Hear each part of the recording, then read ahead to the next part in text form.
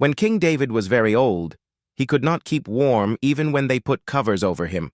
So his attendants said to him, "Let us look for a young virgin to serve the king and take care of him. She can lie beside him so that our lord the king may keep warm." Then they searched throughout Israel for a beautiful young woman and found Abishag, a Shunammite, and brought her to the king. The woman was very beautiful. She took care of the king and waited on him, but the king had no sexual relations with her. Now Adonijah, whose mother was Haggith, put himself forward and said, "I will be king." So he got chariots and horses ready, with 50 men to run ahead of him. His father had never rebuked him by asking, "Why do you behave as you do?" He was also very handsome and was born next after Absalom. Adonijah conferred with Joab, son of Zeruiah, and with Abiathar the priest, and they gave him their support. But Zadok the priest, Benaiah son of Jehoiada, Nathan the prophet, Shimei and Ray, and David's special guard did not join Adonijah. Adonijah then sacrificed sheep, cattle, and fattened calves at the stone of Zoheleth, near En-Rogel. He invited all his brothers, the king's sons, and all the royal officials of Judah, but he did not invite Nathan the prophet, or Benaiah, or the special guard, or his brother Solomon. Then Nathan asked Bathsheba, Solomon's mother, "Have you not heard that Adonijah, the son of Haggith, has become king, and our lord David knows nothing about it? Now then, let me advise you how you can save your own life and the life of your son Solomon. Go in to King David and say to him, 'My lord the king, did you not swear to me your servant? Surely Solomon your son shall be king after me, and he will sit on my throne. Why then has Adonijah become king? While you are still there, talking to the king, I will come in and add my word to what you have said.'" So Bathsheba went to see the aged king in his room, where Abishag the Shunammite was attending him. Bathsheba bowed down, prostrating herself before the king. "What is it you want?" the king asked. She said to him, "My lord, you yourself swore to me, your servant, by the Lord your God, Solomon your son shall be king after me, and he will sit on my throne. But now Adonijah has become king, and you, my lord the king, do not know about it. He has sacrificed great numbers of cattle, fattened calves, and sheep, and has invited all the king's sons, Abiathar the priest, and Joab the commander of the army, but he has not invited Solomon your servant. My lord the king, the eyes of all Israel are on you, to learn from you who will sit on the throne of my lord the king after him. Otherwise, as soon as my lord the king is laid to rest with his ancestors, I and my son Solomon will be treated as criminals." While she was still speaking with the king, Nathan the prophet arrived, and the king was told, "Nathan the prophet is here." So he went before the king and bowed with his face to the ground. Nathan said, "Have you, my lord the king, declared that Adonijah shall be king after you, and that he will sit on your throne? Today he has gone down and sacrificed great numbers of cattle, fattened calves, and sheep.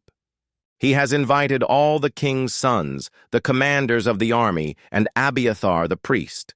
Right now they are eating and drinking with him and saying, 'Long live King Adonijah.' But me, your servant, and Zadok the priest, and Benaiah son of Jehoiada, and your servant Solomon he did not invite. Is this something my lord the king has done without letting his servants know who should sit on the throne of my lord the king after him?" Then King David said, "Call in Bathsheba." So she came into the king's presence and stood before him. The king then took an oath.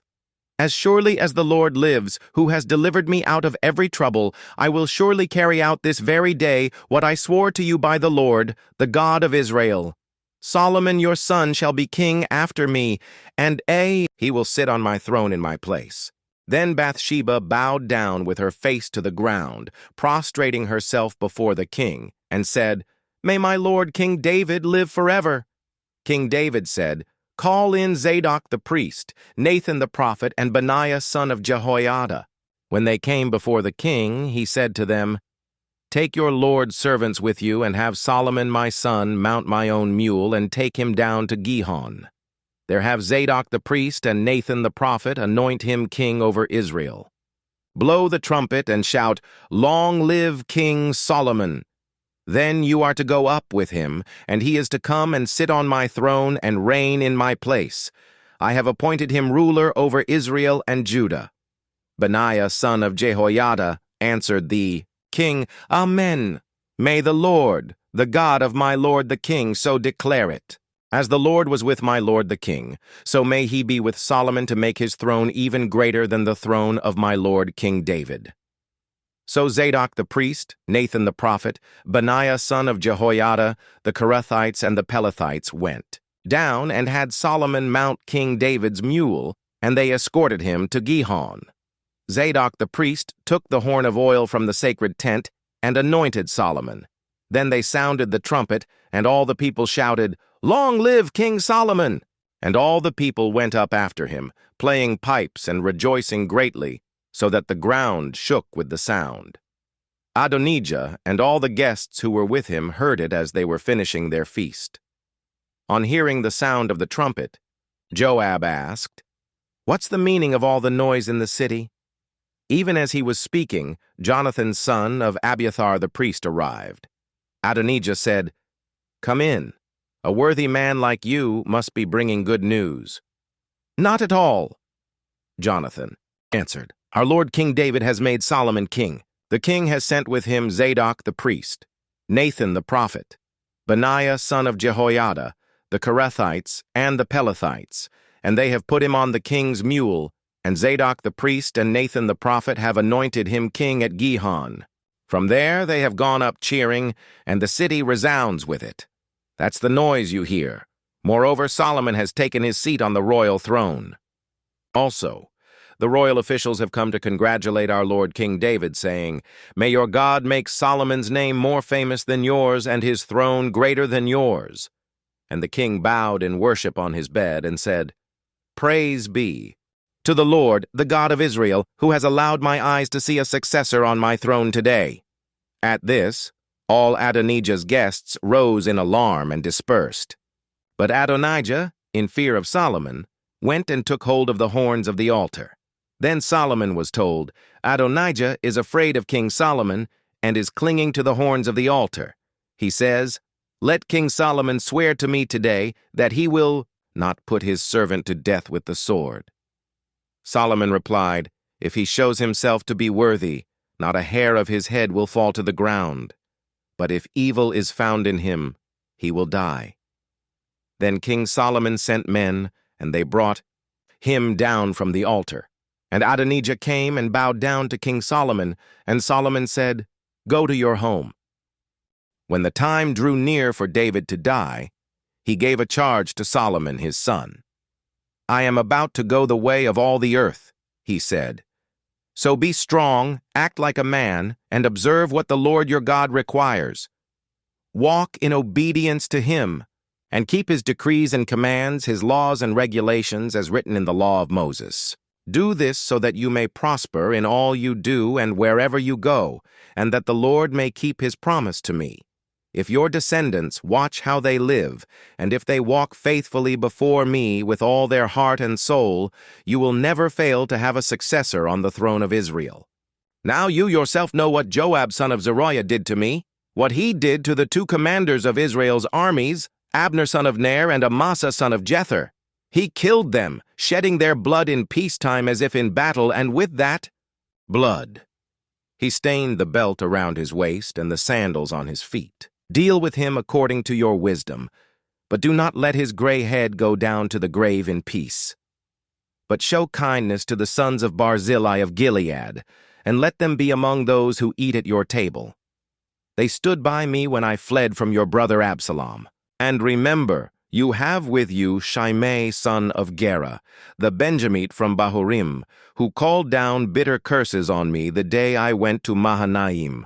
When he came down to meet me at the Jordan, I swore to him by the Lord, I will not put you to death by the sword. But now do not consider him innocent. You are a man of wisdom. You will know what to do to him. Bring his gray head down to the grave in blood. Then David rested with his ancestors and was buried in the city of David. He had reigned 40 years over Israel, 7 years in Hebron and 33 in Jerusalem. So Solomon sat on the throne of his father David, and his rule was firmly established. Now Adonijah, the son of Haggith, went to Bathsheba, Solomon's mother. Bathsheba asked him, "Do you come peacefully?" He answered, "Yes, peacefully." Then he added, "I have something to say to you." "You may say it," she replied. "As you know," he said, "the kingdom was mine. All Israel looked to me as their king. But things changed, and the kingdom has gone to my brother, for it has come to him from the Lord. Now I have one request to make of you. Do not refuse me." "You may make it," she said. So he continued, "Please ask King Solomon. He will not refuse you, to give me Abishag the Shunammite as my wife." "Very well," Bathsheba replied. "I will speak to the king for you." When Bathsheba went to King Solomon to speak to him for Adonijah, the king stood up to meet her, bowed down to her, and sat down on his throne. He had a throne brought for the king's mother, and she sat down at his right hand. "I have one small request to make of you," she said. "Do not refuse me." The king replied, "Make it, my mother.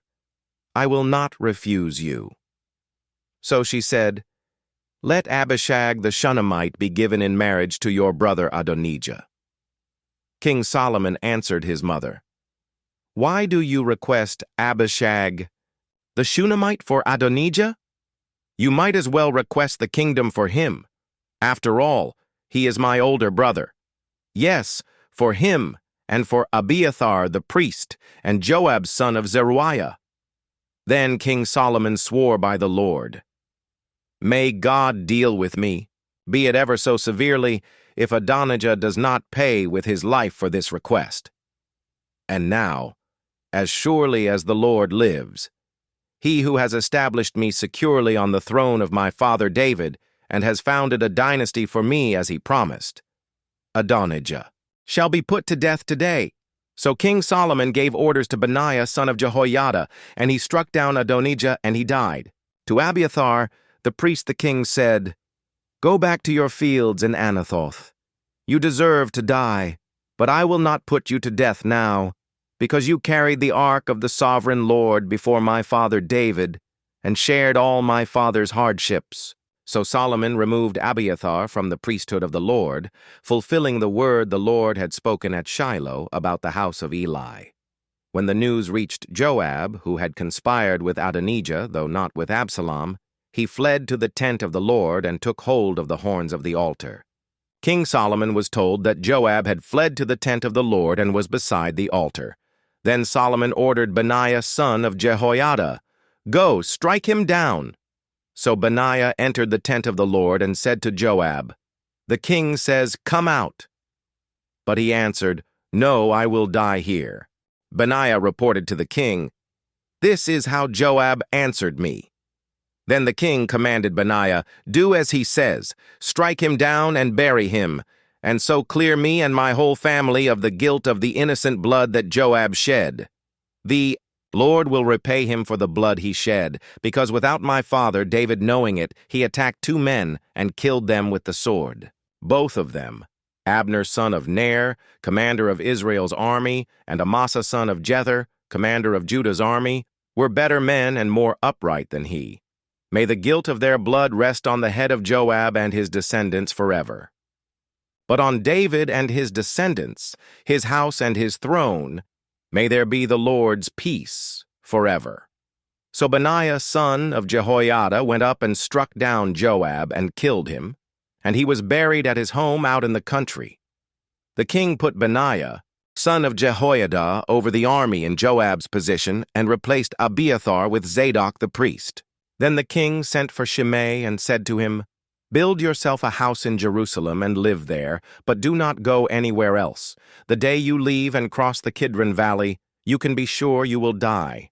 Your blood will be on your own head." Shimei answered the king, "What you say is good. Your servant will do as my lord the king has said." And Shimei stayed in Jerusalem for a long time. But 3 years later, 2 of Shimei's slaves ran off to Achish, son of Maacah, king of Gath, and Shimei was told, "Your slaves are in Gath." At this he saddled his donkey and went to Achish at Gath in search of his slaves. So Shimei went away and brought the slaves back from Gath. When Solomon was told that Shimei had gone from Jerusalem to Gath and had returned, the king summoned Shimei and said to him, "Did I not make you swear by the Lord and warn you, on the day you leave to go anywhere else, you can be sure you will die? At that time you said to me, 'What you say is good. I will obey.' Why then did you not keep your oath to the Lord and obey the command I gave you?" The king also said to Shimei, "You know in your heart all the wrong you did to my father David. Now the Lord will repay you for your wrongdoing, but King Solomon will be blessed, and David's throne will remain secure before the Lord forever." Then the king gave the order to Benaiah son of Jehoiada, and he went out and struck Shimei down, and he died. The kingdom was now established in Solomon's hands. Solomon made an alliance with Pharaoh, king of Egypt, and married his daughter. He brought her to the city of David until he finished building his palace and the temple of the Lord and the wall around Jerusalem. The people, however, were still sacrificing at the high places because a temple had not yet been built for the name of the Lord. Solomon showed his love for the Lord by walking according to the instructions given him by his father David, except that he offered sacrifices and burned incense on the high places. The king went to Gibeon to offer sacrifices, for that was the most important high place, and Solomon offered 1,000 burnt offerings on that altar. At Gibeon the Lord appeared to Solomon during the night in a dream, and God said, "Ask for whatever you want me to give you." Solomon answered, "You have shown great kindness to your servant, my father David, because he was faithful to you and righteous and upright in heart. You have continued this great kindness to him and have given him a son to sit on his throne this very day. Now, Lord my God, you have made your servant king in place of my father David. But I am only a little child and do not know how to carry out my duties. Your servant is here among the people you have chosen, a great people, too numerous to count or number. So give your servant a discerning heart to govern your people and to distinguish between right and wrong. For who is able to govern this great people of yours?" The Lord was pleased that Solomon had asked for this. So God said to him, "Since you have asked for this, and not for long life or wealth for yourself, nor have asked for the death of your enemies, but for discernment in administering justice, I will do what you have asked. I will give you a wise and discerning heart, so that there will never have been anyone like you, nor will there ever be. Moreover, I will give you what you have not asked for, both wealth and honor, so that in your lifetime you will have no equal among kings.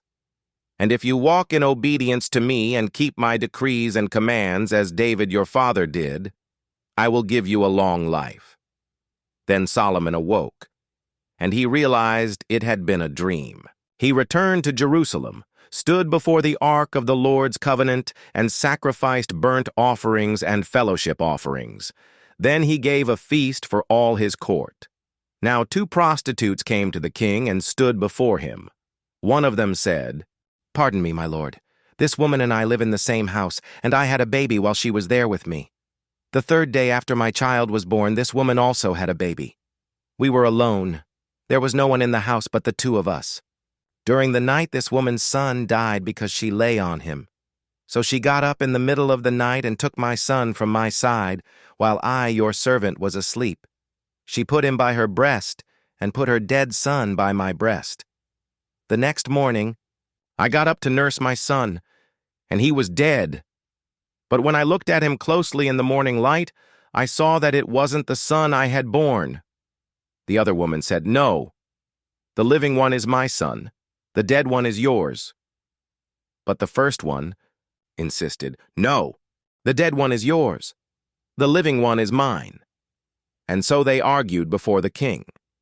The king said, "This one says, 'My son is alive and your son is dead,' while that one says, 'No, your son is dead and mine is alive.'" Then the king said, "Bring me a sword." So they brought a sword for the king. He then gave an order, "Cut the living child in two and give half to one and half to the other." The woman whose son was alive was deeply moved out of love for her son and said to the king, "Please, my lord, give her the living baby. Don't kill him." But the other said, "Neither I nor you shall have him. Cut him in two." Then the king gave his ruling, "Give the living baby to the first woman. Do not kill him, she is his mother." When all Israel heard the verdict the king had given, they held the king in awe, because they saw that he had wisdom from God to administer justice.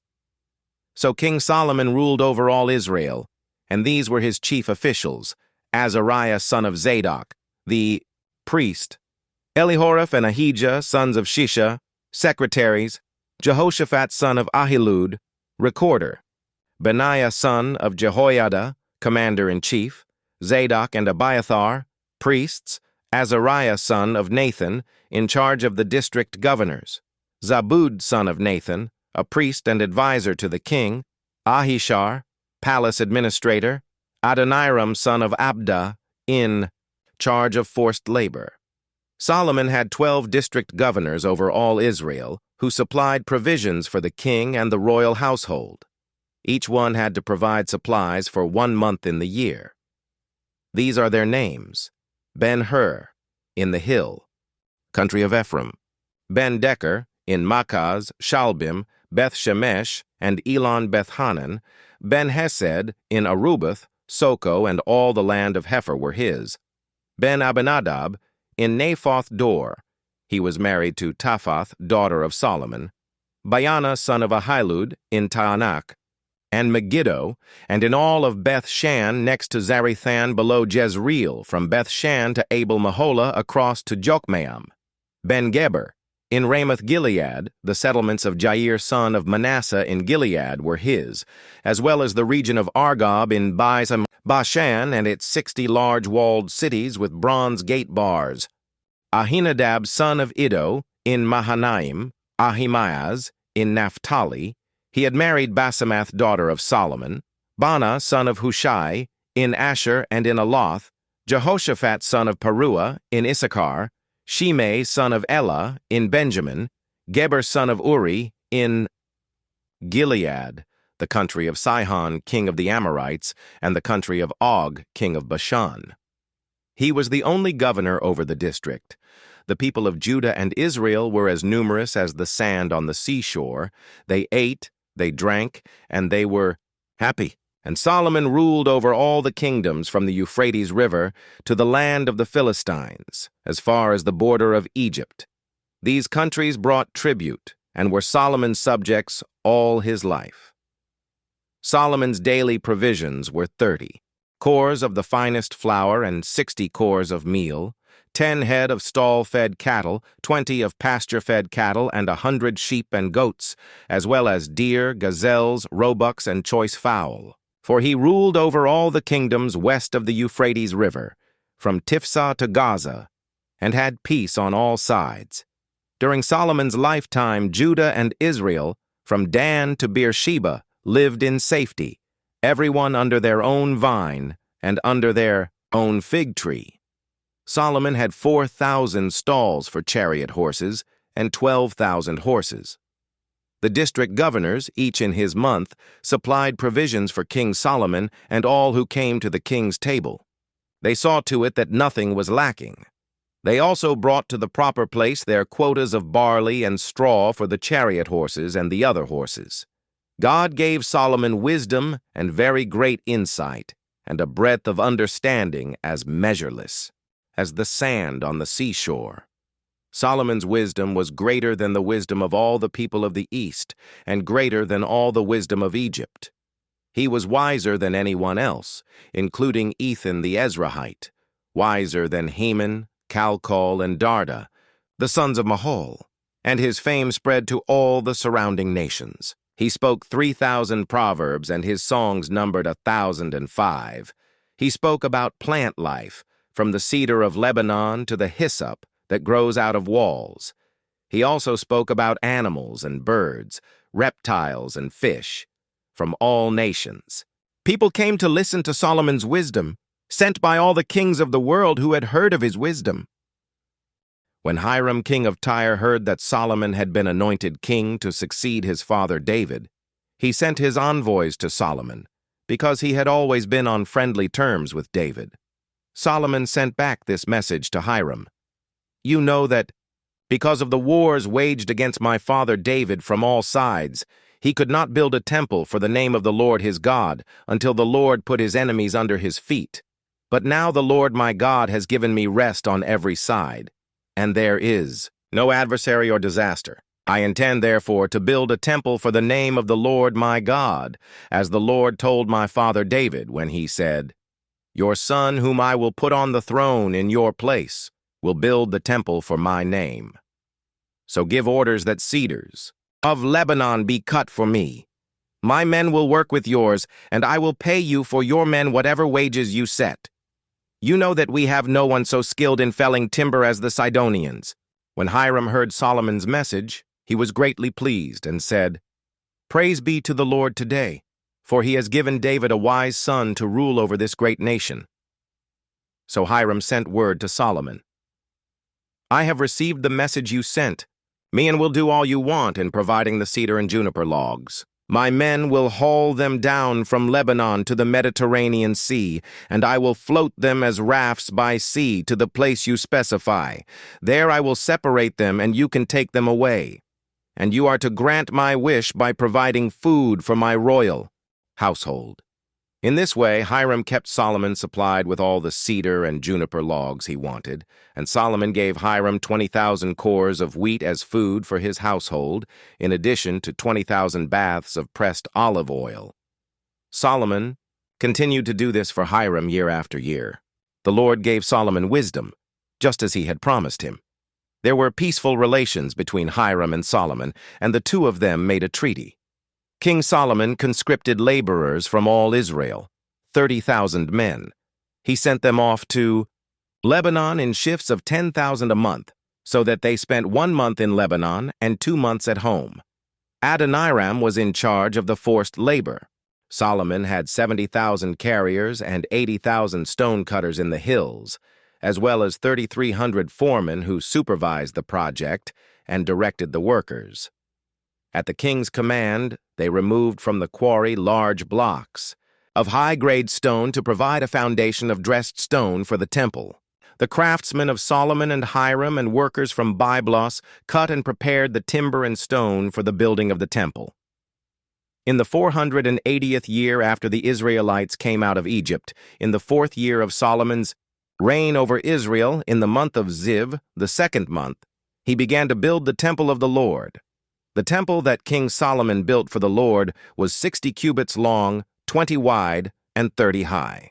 The portico at the front of the main hall of the temple extended the width of the temple, that is 20 cubits, and projected 10 cubits from the front of the temple. He made narrow windows high up in the temple walls, against the walls of the main hall and inner sanctuary. He built a structure around the building in which there were side rooms. The lowest floor was 5 cubits wide, the middle floor 6 cubits, and the third floor 7. He made offset ledges around the outside of the temple so that nothing would be inserted into the temple walls. In building the temple, only blocks, dressed at the quarry, were used, and no hammer, chisel, or any other iron tool was heard at the temple site while it was being built. The entrance to the lowest floor was on the south side of the temple. A stairway led up to the middle level and, from there, to the third. So he built the temple and completed it, roofing it with beams and cedar planks, and he built the side rooms all along the temple. The height of each was 5 cubits, and they were attached to the temple by beams of cedar. The word of the Lord came to Solomon. "As for this temple you are building, if you follow my decrees, observe my laws, and keep all my commands and obey them, I will fulfill through you the promise I gave to David your father. And I will live among the Israelites, and will not abandon my people Israel." So Solomon built the temple and completed it.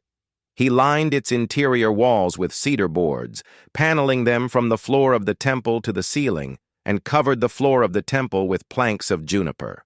He partitioned off 20 cubits at the rear of the temple with cedar boards from floor to ceiling to form within the temple an inner sanctuary, the most holy place. The main hall in front of this room was 40 cubits long. The inside of the temple was cedar, carved with gourds and open flowers. Everything was cedar. No stone was to be seen. He prepared the inner sanctuary within the temple to set the Ark of the Covenant of the Lord there. The inner sanctuary was 20 cubits long, 20 wide, and 20 high. He overlaid the inside with pure gold, and he also overlaid the altar of cedar. Solomon covered the inside of the temple with pure gold, and he extended gold chains across the front of the inner sanctuary, which was overlaid with gold. So he overlaid the whole interior with gold. He also overlaid with gold the altar that belonged to the inner sanctuary. For the inner sanctuary he made a pair of cherubim out of olive wood, each 10 cubits high. One wing of the first cherub was 5 cubits long, and the other wing 5 cubits, 10 cubits from wingtip to wingtip. The second cherub also measured 10 cubits, for the two cherubim were identical in size and shape. The height of each cherub was 10 cubits. He placed the cherubim inside the innermost room of the temple, with their wings spread out. The wing of one cherub touched one wall, while the wing of the other touched the other wall, and their wings touched each other in the middle of the room. He overlaid the cherubim with gold. On the walls, all around the temple, in both the inner and outer rooms, he carved cherubim, palm trees, and open flowers. He also covered the floors of both the inner and outer rooms of the temple with gold. For the entrance to the inner sanctuary, he made doors out of olive wood that were 1/5 of the width of the sanctuary. And on the 2 olive wood doors, he carved cherubim, palm trees, and open flowers, and overlaid the cherubim and palm trees with hammered gold. In the same way, for the entrance to the main hall, he made door frames out of olive wood that were 1/4 of the width of the hall. He also made 2 doors out of juniper wood, each having 2 leaves that turned in sockets. He carved cherubim, palm trees, and open flowers on them, and overlaid them with gold hammered evenly over the carvings. And he built the inner courtyard of 3 courses of dressed stone and 1 course of trimmed cedar beams. The foundation of the temple of the Lord was laid in the 4th year, in the month of Ziv. In the 11th year, in the month of Bul, the 8th month, the temple was finished in all its details according to its specifications. He had spent 7 years building it. It took Solomon 13 years, however, to complete the construction of his palace. He built the palace of the forest of Lebanon 100 cubits long, 50 wide, and 30 high, with 4 rows of cedar columns supporting trimmed cedar beams. It was roofed with cedar above the beams that rested on the columns, 45 beams, 15 to a row. Its windows were placed high in sets of 3, facing each other. All the doorways had rectangular frames. They were in the front part in sets of 3 facing each other. He made a colonnade 50 cubits long and 30 wide. In front of it was a portico, and in front of that were pillars and an overhanging roof. He built the throne hall, the hall of justice, where he was to judge, and he covered it with cedar, from floor to ceiling. And the palace in which he was to live, set farther back, was similar in design. Solomon also made a palace like this hall for Pharaoh's daughter, whom he had married. All these structures, from the outside to the great courtyard and from foundation to eaves, were made of blocks of high-grade stone cut to size and smoothed on their inner and outer faces. The foundations were laid with large stones of good quality, some measuring 10 cubits and some 8. Above were high-grade stones cut to size and cedar beams. The great courtyard was surrounded by a wall of 3 courses of dressed stone and 1 course of trimmed cedar beams. as was the inner courtyard of the temple of the Lord with its portico. King Solomon sent to Tyre and brought Huram, whose mother was a widow from the tribe of Naphtali, and whose father was from Tyre and a skilled craftsman in bronze. Huram was filled with wisdom, with understanding, and with knowledge to do all kinds of bronze work. He came to King Solomon and did all the work assigned to him. He cast 2 bronze pillars, each 18 cubits high and 12 cubits in circumference. He also made 2 capitals of cast bronze to set on the tops of the pillars. Each capital was 5 cubits high. A network of interwoven chains adorned the capitals on top of the pillars, 7 for each capital. He made pomegranates in 2 rows, encircling each network to decorate the capitals on top of the pillars. He did the same for each capital. The capitals on top of the pillars in the portico were in the shape of lilies, 4 cubits high. On the capitals of both pillars, above the bowl-shaped part next to the network, were the 200 pomegranates in rows all around. He erected the pillars at the portico of the temple. The pillar to the south he named Jachin, and the one to the north Boaz. The capitals on top were in the shape of lilies, and so the work on the pillars was completed. He made the sea of cast, metal, circular in shape, measuring 10 cubits from rim to rim and 5 cubits high. It took a line of 30 cubits to measure around it. Below the rim, gourds encircled it, 10 to a cubit. The gourds were cast in 2 rows in one piece with the sea. The sea stood on 12 bulls, 3 facing north, 3 facing west, 3 facing south, and 3 facing east. The sea rested on top of them, and their hindquarters were toward the center. It was a handbreadth in thickness, and its rim was like the rim of a cup, like a lily blossom. It held 2,000 baths. He also made 10 movable stands of bronze. Each was 4 cubits long, 4 wide, and 3 high. This is how the stands were made. They had side panels attached to uprights. On the panels between the uprights were lions, bulls and cherubim, and on the uprights as well. Above and below the lions and bulls were wreaths of hammered work. Each stand had 4 bronze wheels with bronze axles, and each had a basin resting on 4 supports, cast with wreaths on each side. On the inside of the stand, there was an opening that had a circular frame 1 cubit deep. This opening was round, and with its basework it measured 1.5 cubits. Around its opening there was engraving. The panels of the stands were square, not round. The 4 wheels were under the panels, and the axles of the wheels were attached to the stand. The diameter of each wheel was 1.5 cubits. The wheels were made like chariot wheels. The axles, rims, spokes, and hubs were all of cast metal. Each stand had 4 handles, 1 on each corner projecting from the stand. At the top of the stand there was a circular band 1/2 cubit deep. The supports and panels were attached to the top of the stand.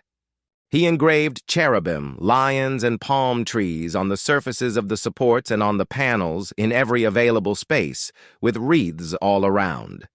This is the way he made the 10 stands. They were all cast in the same molds and were identical in size and shape. He then made 10 bronze basins, each holding 40 baths and measuring 4 cubits across, 1 basin to go on each of the 10 stands. He placed 5 of the stands on the south side of the temple and 5 on the north.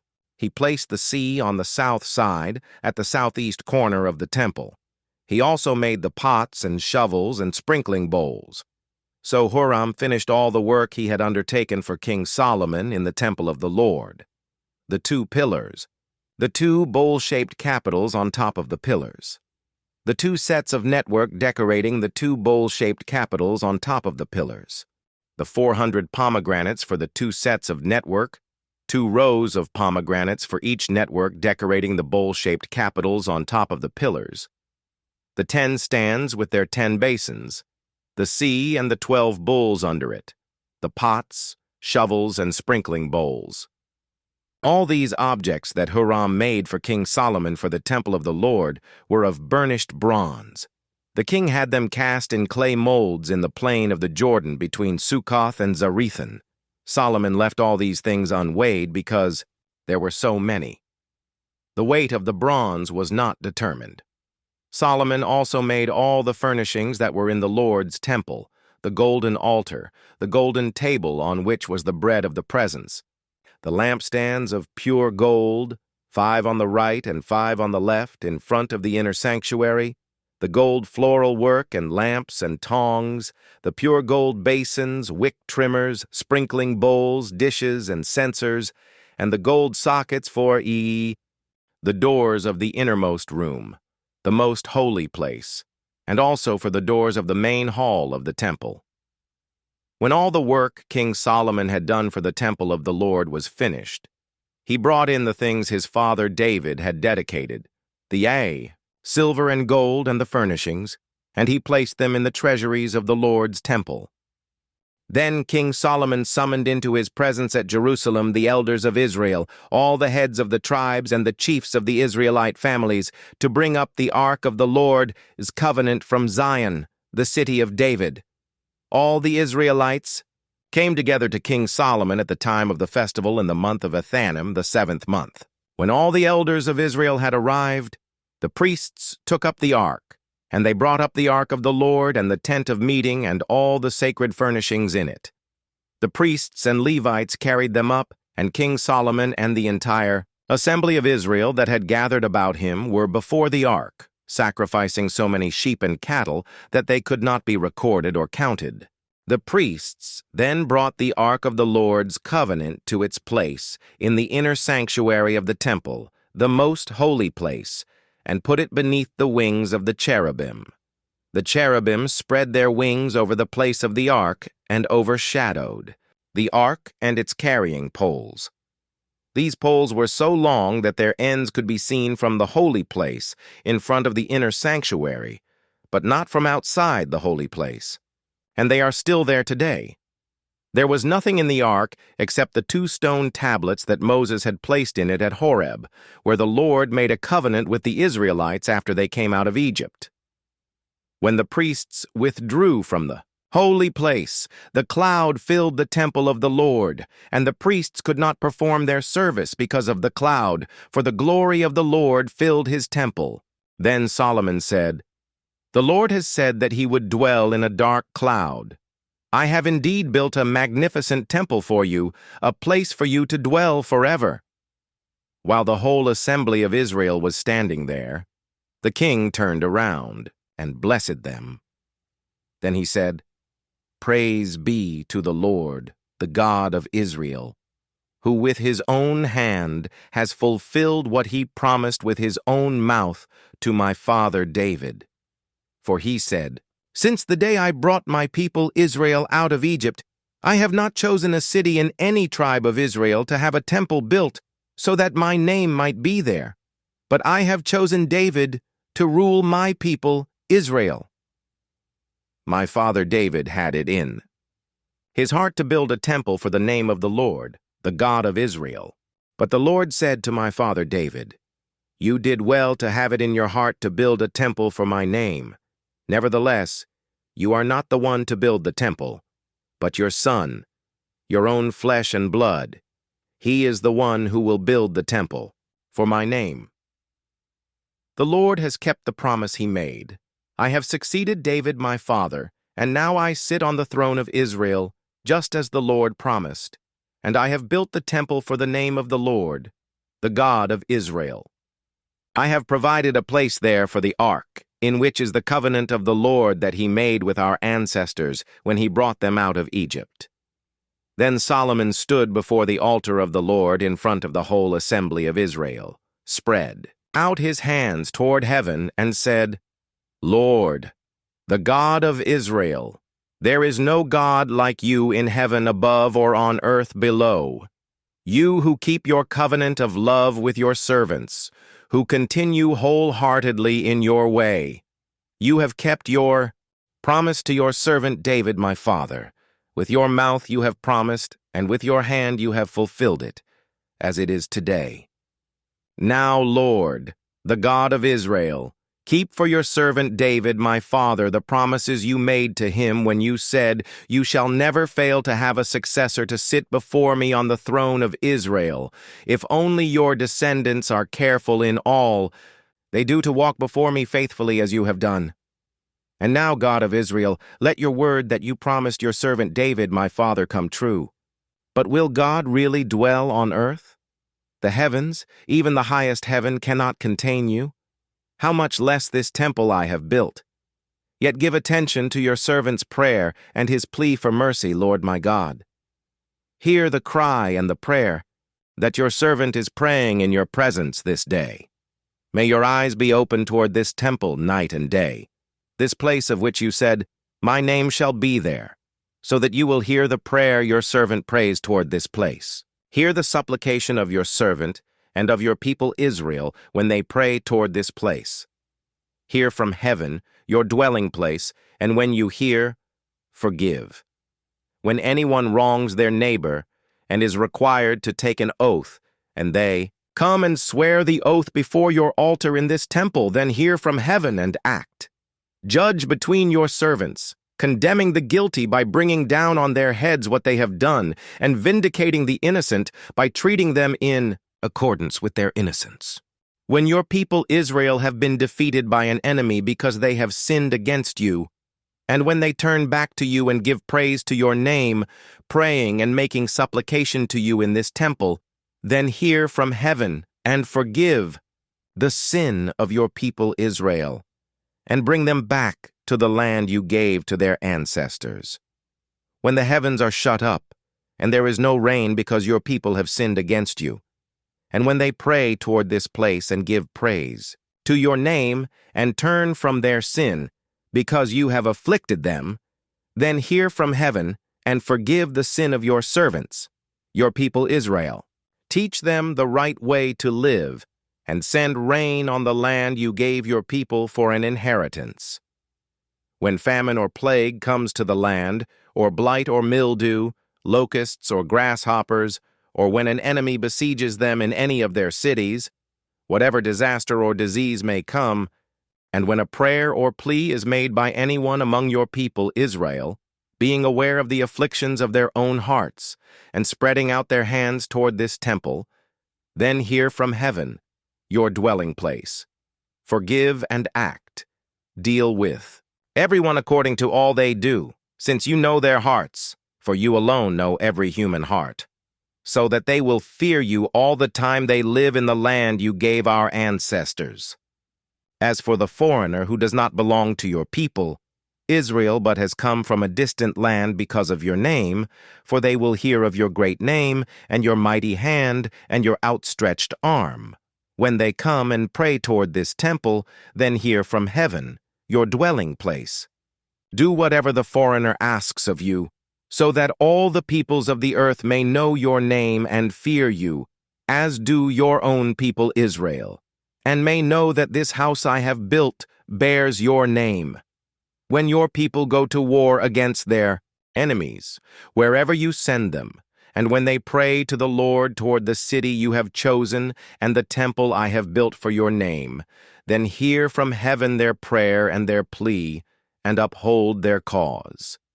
When they sin against you, for there is no one who does not sin, and you become angry with them and give them over to their enemies, who take them captive to their own lands, far away or near.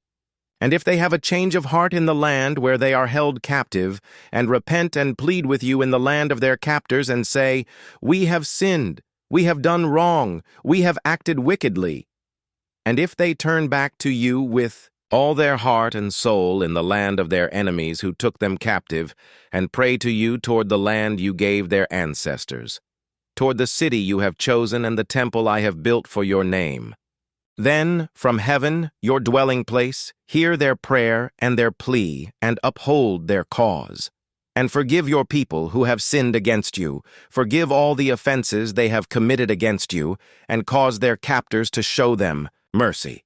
For they are your people and your inheritance, whom you brought out of Egypt, out of that iron-smelting furnace. May your eyes be open to your servant's plea and to the plea of your people Israel, and may you listen to them whenever they cry out to you. For you singled them out from all the nations of the world to be your own inheritance, just as you declared through your servant Moses when you, sovereign Lord, brought our ancestors out of Egypt." When Solomon had finished all these prayers and supplications to the Lord, he rose from before the altar of the Lord, where he had been kneeling, with his hands spread out toward heaven. He stood and blessed the whole assembly of Israel in a loud voice, saying, "Praise be to the Lord, who has given rest to his people Israel, just as he promised. Not one word has failed of all the good promises he gave through his servant Moses. May the Lord our God be with us as he was with our ancestors. May he never leave us nor forsake us. May he turn our hearts to him, to walk in obedience to him, and keep the commands, decrees, and laws he gave our ancestors. And may these words of mine, which I have prayed before the Lord, be near to the Lord our God day and night, that he may uphold the cause of his servant and the cause of his people Israel according to each day's need, so that all the peoples of the earth may know that the Lord is God, and that there is no other. And may your hearts be fully committed to the Lord our God, to live by his decrees and obey his commands, as at this time." Then the king and all Israel with him offered sacrifices before the Lord. Solomon offered a sacrifice of fellowship, offerings to the Lord, 22,000 cattle and 120,000 sheep and goats. So the king and all the Israelites dedicated the temple of the Lord. On that same day, the king consecrated the middle part of the courtyard in front of the temple of the Lord, and there he offered burnt offerings, grain offerings, and the fat of the fellowship offerings, because the bronze altar that stood before the Lord was too small to hold the burnt offerings, the grain offerings, and the fat of the fellowship offerings. So Solomon observed the festival at that time, and all Israel with him, a vast assembly, people from Lebo Hamath to the Wadi of Egypt. They celebrated it before the Lord our God for 7 days and 7 days more, 14 days in all. On the following day he sent the people away. They blessed the king and then went home, joyful and glad in heart for all the good things the Lord had done for his servant David and his people Israel. When Solomon had finished building the temple of the Lord and the royal palace, and had achieved all he had desired to do, the Lord appeared to him a second time, as he had appeared to him at Gibeon. The Lord said to him, "I have heard the prayer and plea you have made before me. I have consecrated this temple, which you have built, by putting my name there forever. My eyes and my heart will always be there. As for you, if you walk before me faithfully with integrity of heart and uprightness, as David your father did, and do all I command and observe my decrees and laws, I will establish your royal throne over Israel forever, as I promised David your father when I said, 'You shall never fail to have a successor on the throne of Israel.' But if you or your descendants turn away from me and do not observe the commands and decrees I have given you and go off to serve other gods and worship them, then I will cut off Israel from the land I have given them and will reject this temple I have consecrated for my name. Israel will then become a byword and an object of ridicule among all peoples. This temple will become a heap of rubble. All who pass by will be appalled and will scoff and say, 'Why has the Lord done such a thing to this land and to this temple?' People will answer, 'Because they have forsaken the Lord their God, who brought their ancestors out of Egypt, and have embraced other gods, worshipping and serving them. That is why the Lord brought all this disaster on them.'"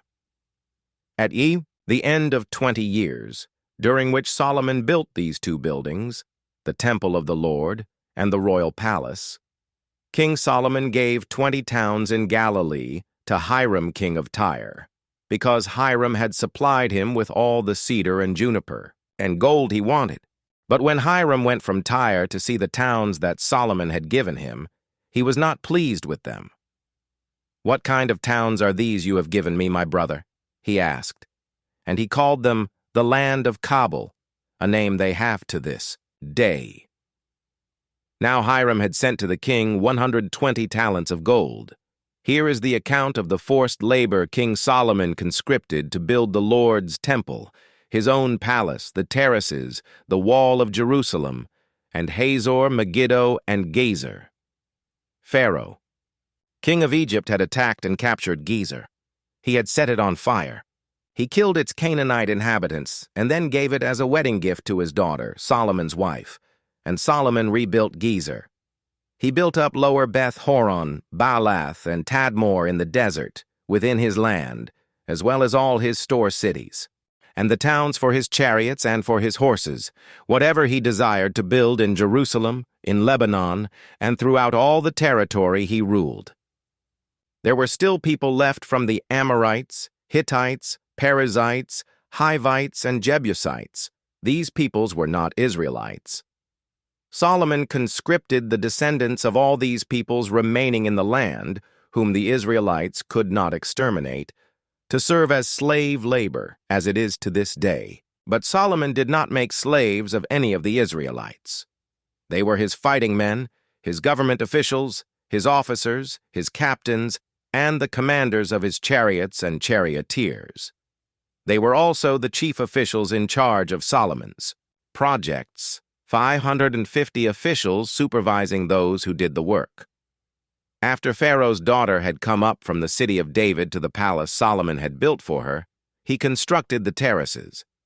3 times a year, Solomon sacrificed burnt offerings and fellowship offerings on the altar he had built for the Lord, burning incense before the Lord along with them, and so fulfilled the temple obligations. King Solomon also built ships at Ezion-Geber, which is near Elath in Edom, on the shore of the Red Sea. And Hiram sent his men, sailors who knew the sea, to serve in the fleet with Solomon's men. They sailed to Ophir and brought back 420 talents of gold, which they delivered to King Solomon. When the Queen of Sheba heard about the fame of Solomon and his relationship to the Lord, she came to test Solomon with hard questions. Arriving at Jerusalem with a very great caravan, with camels carrying spices, large quantities of gold and precious stones, she came to Solomon and talked with him about all that she had on her mind. Solomon answered all her questions. Nothing was too hard for the king to explain to her. When the Queen of Sheba saw all the wisdom of Solomon and the palace he had built, the food on his table, the seating of his officials, the attending servants in their robes, his cupbearers, and the burnt offerings he made at the temple of the Lord, she was overwhelmed. She said to the king, "The report I heard in my own country about your achievements and your wisdom is true, but I did not believe these things until I came and saw with my own eyes. Indeed, not even half was told me. In wisdom and wealth, you have far exceeded the report I heard. How happy your people must be. How happy your officials, who continually stand before you and hear your wisdom. Praise be to the Lord your God, who has delighted in you and placed you on the throne of Israel. Because of the Lord's eternal love for Israel, he has made you king to maintain justice and righteousness." And she gave the king 120 talents of gold, large quantities of spices and precious stones. Never again were so many spices brought in as those the Queen of Sheba gave to King Solomon. Hiram's ships brought gold from Ophir, and from there they brought great cargoes of almug wood and precious stones. The king used the almug wood to make supports for the temple of the Lord and for the royal palace, and to make harps and lyres for the musicians. So much almug wood has never been imported or seen since that day. King Solomon gave the Queen of Sheba all she desired and asked for, besides what he had given her out of his royal bounty. Then she left and returned with her retinue to her own country. The weight of the gold that Solomon received yearly was 666 talents, not including the revenues from merchants and traders and from all the Arabian kings and the governors of the territories. King Solomon made 200 large shields of hammered gold. 600 shekels of gold went into each shield. He also made 300 small shields of hammered gold, with 3 minas of gold in each shield. The king put them in the palace. Of the forest of Lebanon, Then the king made a great throne covered with ivory and overlaid with fine gold. The throne had 6 steps, and its back had a rounded top. On both sides of the seat were armrests, with a lion standing beside each of them. 12 lions stood on the 6 steps, one at either end of each step. Nothing like it had ever been made for any other kingdom. All King Solomon's goblets were gold, and all the household articles in the palace of the forest of Lebanon were pure gold. Nothing was made of silver, because silver was considered of little value in Solomon's days. The king had a fleet of trading ships at sea along with the ships of Hiram.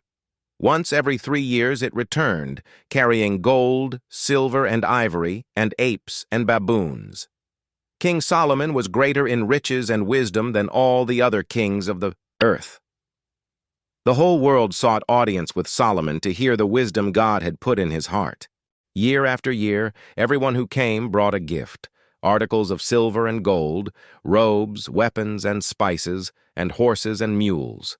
Solomon accumulated chariots and horses. He had 1,400 chariots and 12,000 horses, which he kept in the chariot cities and also with him in Jerusalem. The king made silver as common in Jerusalem as stones, and cedar as plentiful as sycamore fig trees in the foothills. Solomon's horses were imported from Egypt and from Kue. The royal merchants purchased them from Kue at the current price. They imported a chariot from Egypt for 600 shekels of silver, and a horse for 150. They also exported them to all the kings of the Hittites and of the Arameans. King Solomon, however, loved many foreign women besides Pharaoh's daughter: Moabites, Ammonites, Edomites, Sidonians, and Hittites. They were from nations about which the Lord had told the Israelites, "You must not intermarry with them, because they will surely turn your hearts after their gods." Nevertheless, Solomon held fast to them in love. He had 700 wives of royal birth and 300 concubines, and his wives led him astray. As Solomon grew old, his wives turned his heart after other gods, and his heart was not fully devoted to the Lord his God, as the heart of David his father had been. He followed Ashtoreth, the goddess of the Sidonians, and Molech, the detestable god of the Ammonites. So Solomon did evil in the eyes of the Lord. He did not follow the Lord completely, as David his father had done. On a hill east of Jerusalem, Solomon built a high place for Chemosh, the detestable god of Moab, and for Molech, the detestable god of the Ammonites.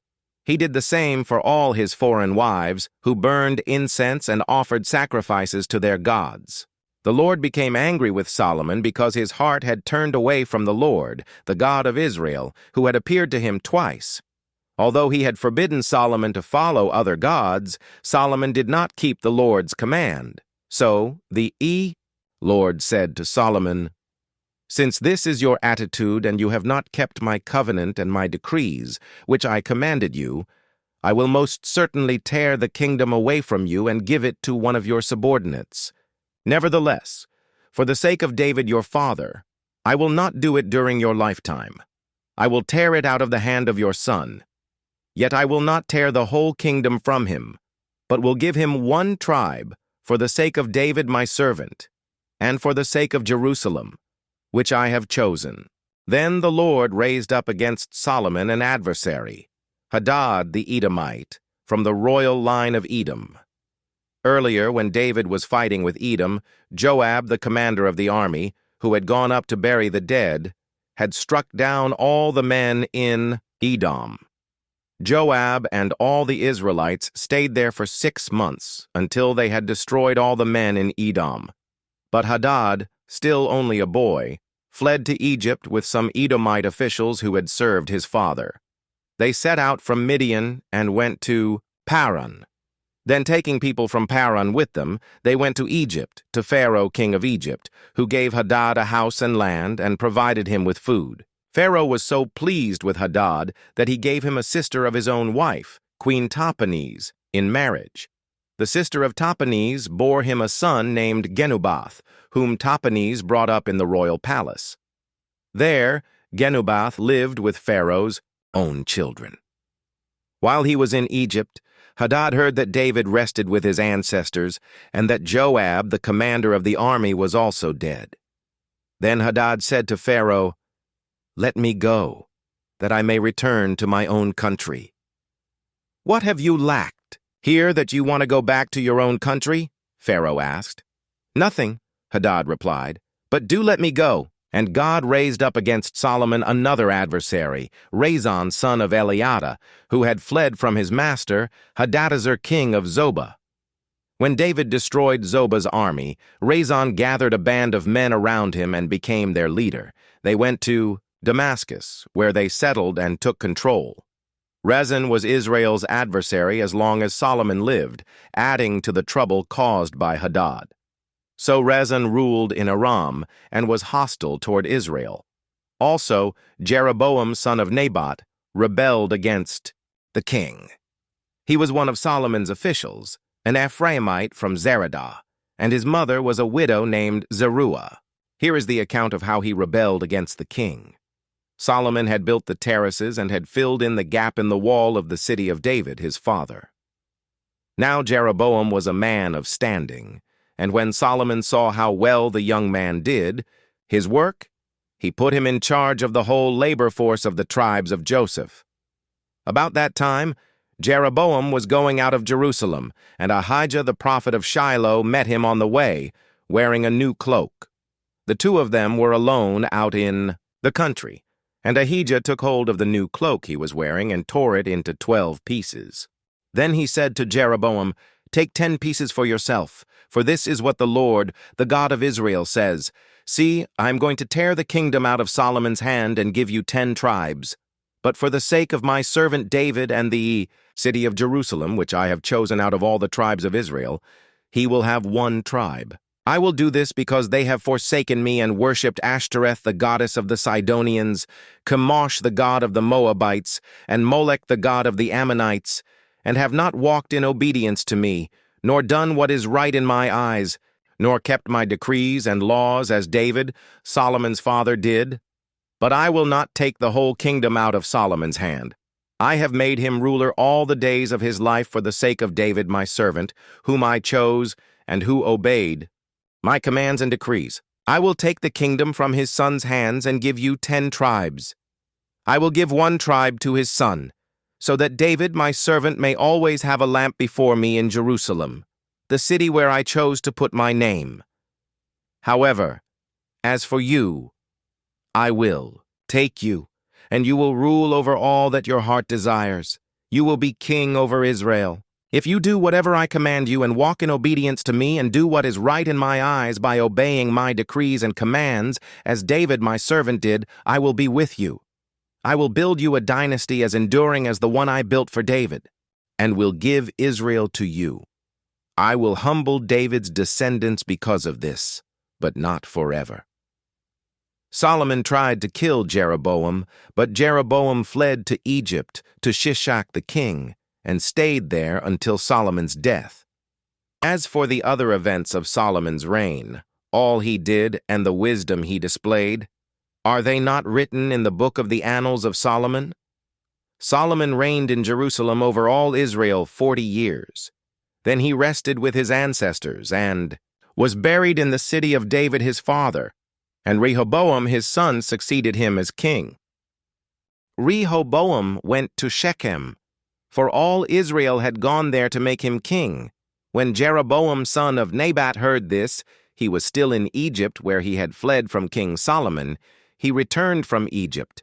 So they sent for Jeroboam, and he and the whole assembly of Israel went to Rehoboam and said to him, "Your father put a heavy yoke on us, but now lighten the harsh labor and the heavy yoke he put on us, and we will serve you." Rehoboam answered, "Go away for 3 days and then come back to me." So the people went away. Then King Rehoboam consulted the elders who had served his father Solomon during his lifetime. "How would you advise me to answer these people?" he asked. They replied, "If today you will be a servant to these people and serve them and give them a favorable answer, they will always be your servants." But Rehoboam rejected the advice the elders gave him and consulted the young men who had grown up with him and were serving him. He asked them, "What is your advice? How should we answer these people who say to me, 'Lighten the yoke your father put on us'?" The young men who had grown up with him replied, "These people have said to you, 'Your father put a heavy yoke on us, but make our yoke lighter.' Now tell them, 'My little finger is thicker than my father's waist. My father laid on you a heavy yoke. I will make it even heavier. My father scourged you with whips. I will scourge you with scorpions." 3 days later, Jeroboam and all the people returned to Rehoboam, as the king had said, "Come back to me in 3 days." The king answered the people harshly. Rejecting the advice given him by the elders, he followed the advice of the young men and said, "My father made your yoke heavy. I will make it even heavier. My father scourged you with whips. I will scourge you with scorpions." So the king did not listen to the people, for this turn of events was from the Lord, to fulfill the word the Lord had spoken to Jeroboam son of Nebat through Ahijah the Shilonite. When all Israel saw that the king refused to listen to them, they answered the king, "What share do we have in David? What part in Jesse's son? To your tents, Israel! Look after your own house, David!" So the Israelites went home. But as for the Israelites who were living in the towns of Judah, Rehoboam still ruled over them. King Rehoboam sent out Adoniram, who was in charge of forced labor, but all Israel stoned him to death. King Rehoboam, however, managed to get into his chariot and escape to Jerusalem. So Israel has been in rebellion against the house of David to this day. When all the Israelites heard that Jeroboam had returned, they sent and called him to the assembly and made him king over all Israel. Only the tribe of Judah remained loyal to the house of David. When Rehoboam arrived in Jerusalem, he mustered all Judah and the tribe of Benjamin, 180,000 able young men, to go to war against Israel and to regain the kingdom for Rehoboam son of Solomon. But this word of God came to Shemaiah, the man of God. "Say to Rehoboam son of Solomon, king of Judah, to all Judah and Benjamin, and to the rest of the people, this is what the Lord says. Do not go up to fight against your brothers, the Israelites. Go home, every one of you, for this is my doing." So they obeyed the word of the Lord and went home again, as the Lord had ordered. Then Jeroboam fortified Shechem in the hill country of Ephraim and lived there. From there he went out and built up Peniel. Jeroboam thought to himself, "The kingdom will now likely revert to the house of David. If these people go up to offer sacrifices at the temple of the Lord in Jerusalem, they will again give their allegiance to their lord, Rehoboam king of Judah. They will kill me and return to King Rehoboam." After seeking advice, the king made 2 golden calves. He said to the people, "It is too much for you to go up to Jerusalem. Here are your gods, Israel, who brought you up out of Egypt. One he set up in Bethel, and the other in Dan. And this thing became a sin. The people came to worship the one at Bethel and went as far as Dan to worship the other. Jeroboam built shrines on high places and appointed priests from all sorts of people, even though they were not Levites. He instituted a festival on the 15th day of the 8th month, like the festival held in Judah, and offered sacrifices on the altar. This he did in Bethel, sacrificing to the calves he had made, and at Bethel he also installed priests at the high places he had made. On the 15th day of the 8th month, a month of his own choosing, he offered sacrifices on the altar he had built at Bethel. So he instituted the festival for the Israelites and went up to the altar to make offerings. By the word of the Lord, a man of God came from Judah to Bethel, as Jeroboam was standing by the altar to make an offering. By the word of the Lord, he cried out against the altar, "Altar, altar! This is what the Lord says. A son named Josiah will be born to the house of David. On you he will sacrifice the priests of the high places who make offerings here, and human bones will be burned on you." That same day the man of God gave a sign. "This is the sign the Lord has declared. The altar will be split apart and the ashes on it will be poured out. When King Jeroboam heard what the man of God cried out against the altar at Bethel, he stretched out his hand from the altar and said, "Seize him." But the hand he stretched out toward the man shriveled up, so that he could not pull it back. Also the altar was split apart, and its ashes poured out according to the sign given by the man of God by the word of the Lord. Then the king said to the man of God, "Intercede with the Lord your God, and pray for me that my hand may be restored." So the man of God interceded with the Lord, and the king's hand was restored and became as it was before. The king said to the man of God, "Come home with me for a meal, and I will give you a gift." But the man of God answered the king, "Even if you were to give me half your possessions, I would not go with you, nor would I eat bread or drink water here. For I was commanded by the word of the Lord, you must not eat bread or drink water, or return by the way you came." So he took another road, and did not return by the way he had come to Bethel. Now there was a certain old prophet living in Bethel, whose sons came and told him all that the man of God had done there that day. They also told their father what he had said to the king. Their father asked them, "Which way did he go?" And his sons showed him which road the man of God from Judah had taken. So he said to his sons, "Saddle the donkey for me." And when they had saddled the donkey for him, he mounted it and rode after the man of God. He found him sitting under an oak tree and asked, "Are you the man of God who came from Judah?" "I am," he replied. So the prophet said to him, "Come home with me and eat." The man of God said, "I cannot turn back and go with you, nor can I eat bread or drink water with you in this place. I have been told by the word of the Lord, oh, you must not eat bread or drink water there, or return by the way you came." The old prophet answered, "I too am a prophet as you are. And an angel said to me by the word of the Lord, bring him back with you to your house, so that he may eat bread and drink water." But he was lying to him.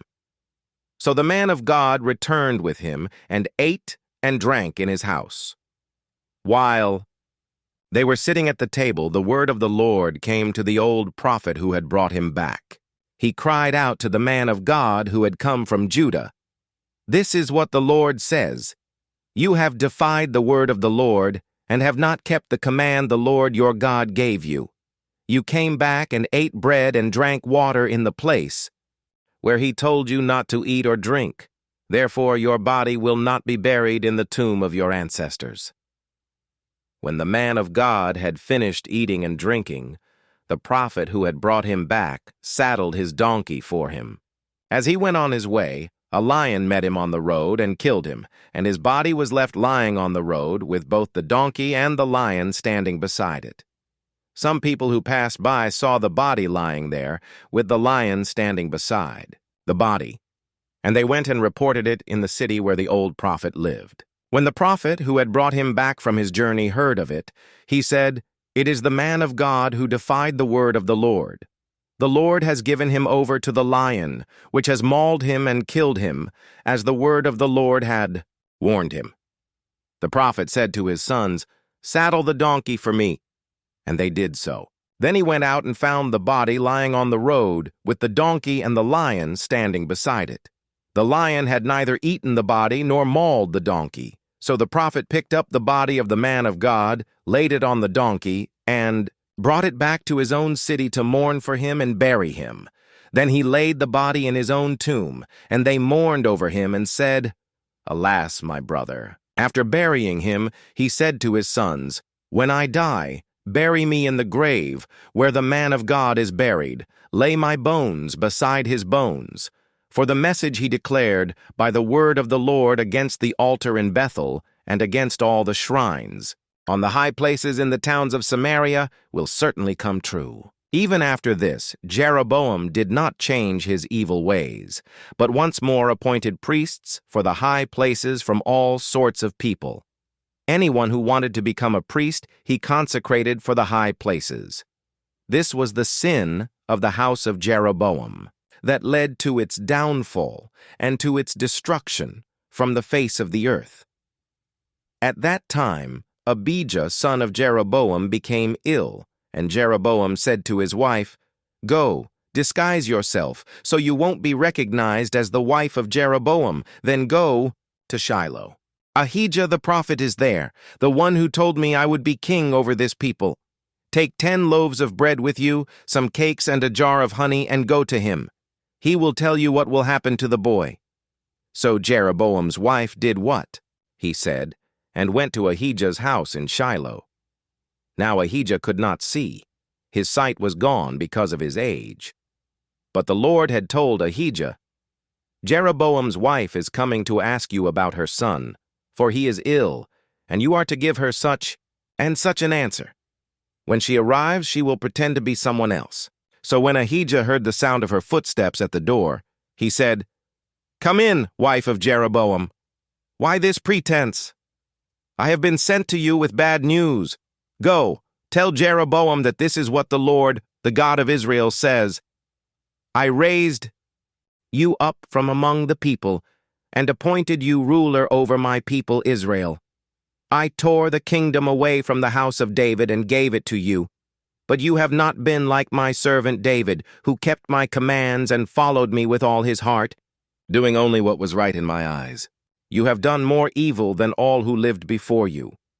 You have made for yourself other gods, idols made of metal. You have aroused my anger and turned your back on me. Because of this, I am going to bring disaster on the house of Jeroboam. I will cut off from Jeroboam every last male in Israel, slave or free. I will burn up the house of Jeroboam as one burns dung until it is all gone. Dogs will eat those belonging to Jeroboam who die in the city, and the birds will feed on those who die in the country. The Lord has spoken. As for you, go back home. When you set foot in your city, the boy will die. All Israel will mourn for him and bury him. He is the only one belonging to Jeroboam who will be buried, because he is the only one in the house of Jeroboam in whom the Lord, the God of Israel, has found anything good. The Lord will raise up for himself a king over Israel who will cut off the family of Jeroboam. Even now this is beginning to happen. And the Lord will strike Israel so that it will be like a reed swaying in the water. He will uproot Israel from this good land that he gave to their ancestors and scatter them beyond the Euphrates River, because they aroused the Lord's anger by making Asherah poles. And he will give Israel up because of the sins Jeroboam has committed and has caused Israel to commit. Then Jeroboam's wife got up and left and went to Tirzah. As soon as she stepped over the threshold of the house, the boy died. They buried him, and all Israel mourned for him, as the Lord had said through his servant the prophet Ahijah. The other events of Jeroboam's reign, his wars and how he ruled, are written in the book of the annals of the kings of Israel. He reigned for 22 years and then rested with his ancestors. And Nadab his son succeeded him as king. Rehoboam, son of Solomon, was king in Judah. He was 41 years old when he became king, and he reigned 17 years in Jerusalem, the city the Lord had chosen out of all the tribes of Israel in which to put his name. His mother's name was Naamah. She was an Ammonite. Judah did evil in the eyes of the Lord. By the sins they committed, they stirred up his jealous anger more than those who were before them had done. They also set up for themselves high places, sacred stones, and Asherah poles on every high hill, and under every spreading tree. There were even male shrine prostitutes in the land. The people engaged in all the detestable practices of the nations the Lord had driven out before the Israelites. In the 5th year of King Rehoboam, Shishak, king of Egypt, attacked Jerusalem. He carried off the treasures of the temple of the Lord and the treasures of the royal palace. He took everything, including all the gold shields Solomon had made. So King Rehoboam made bronze shields to replace them and assigned these to the commanders of the guard on duty at the entrance to the royal palace. Whenever the king went to the Lord's temple, the guards bore the shields, and afterward they returned them to the guard room. As for the other events of Rehoboam's reign and all he did, are they not written in the book of the annals of the kings of Judah? There was continual warfare between Rehoboam and Jeroboam. And Rehoboam rested with his ancestors and was buried with them in the city of David. His mother's name was Naamah. She was an Ammonite.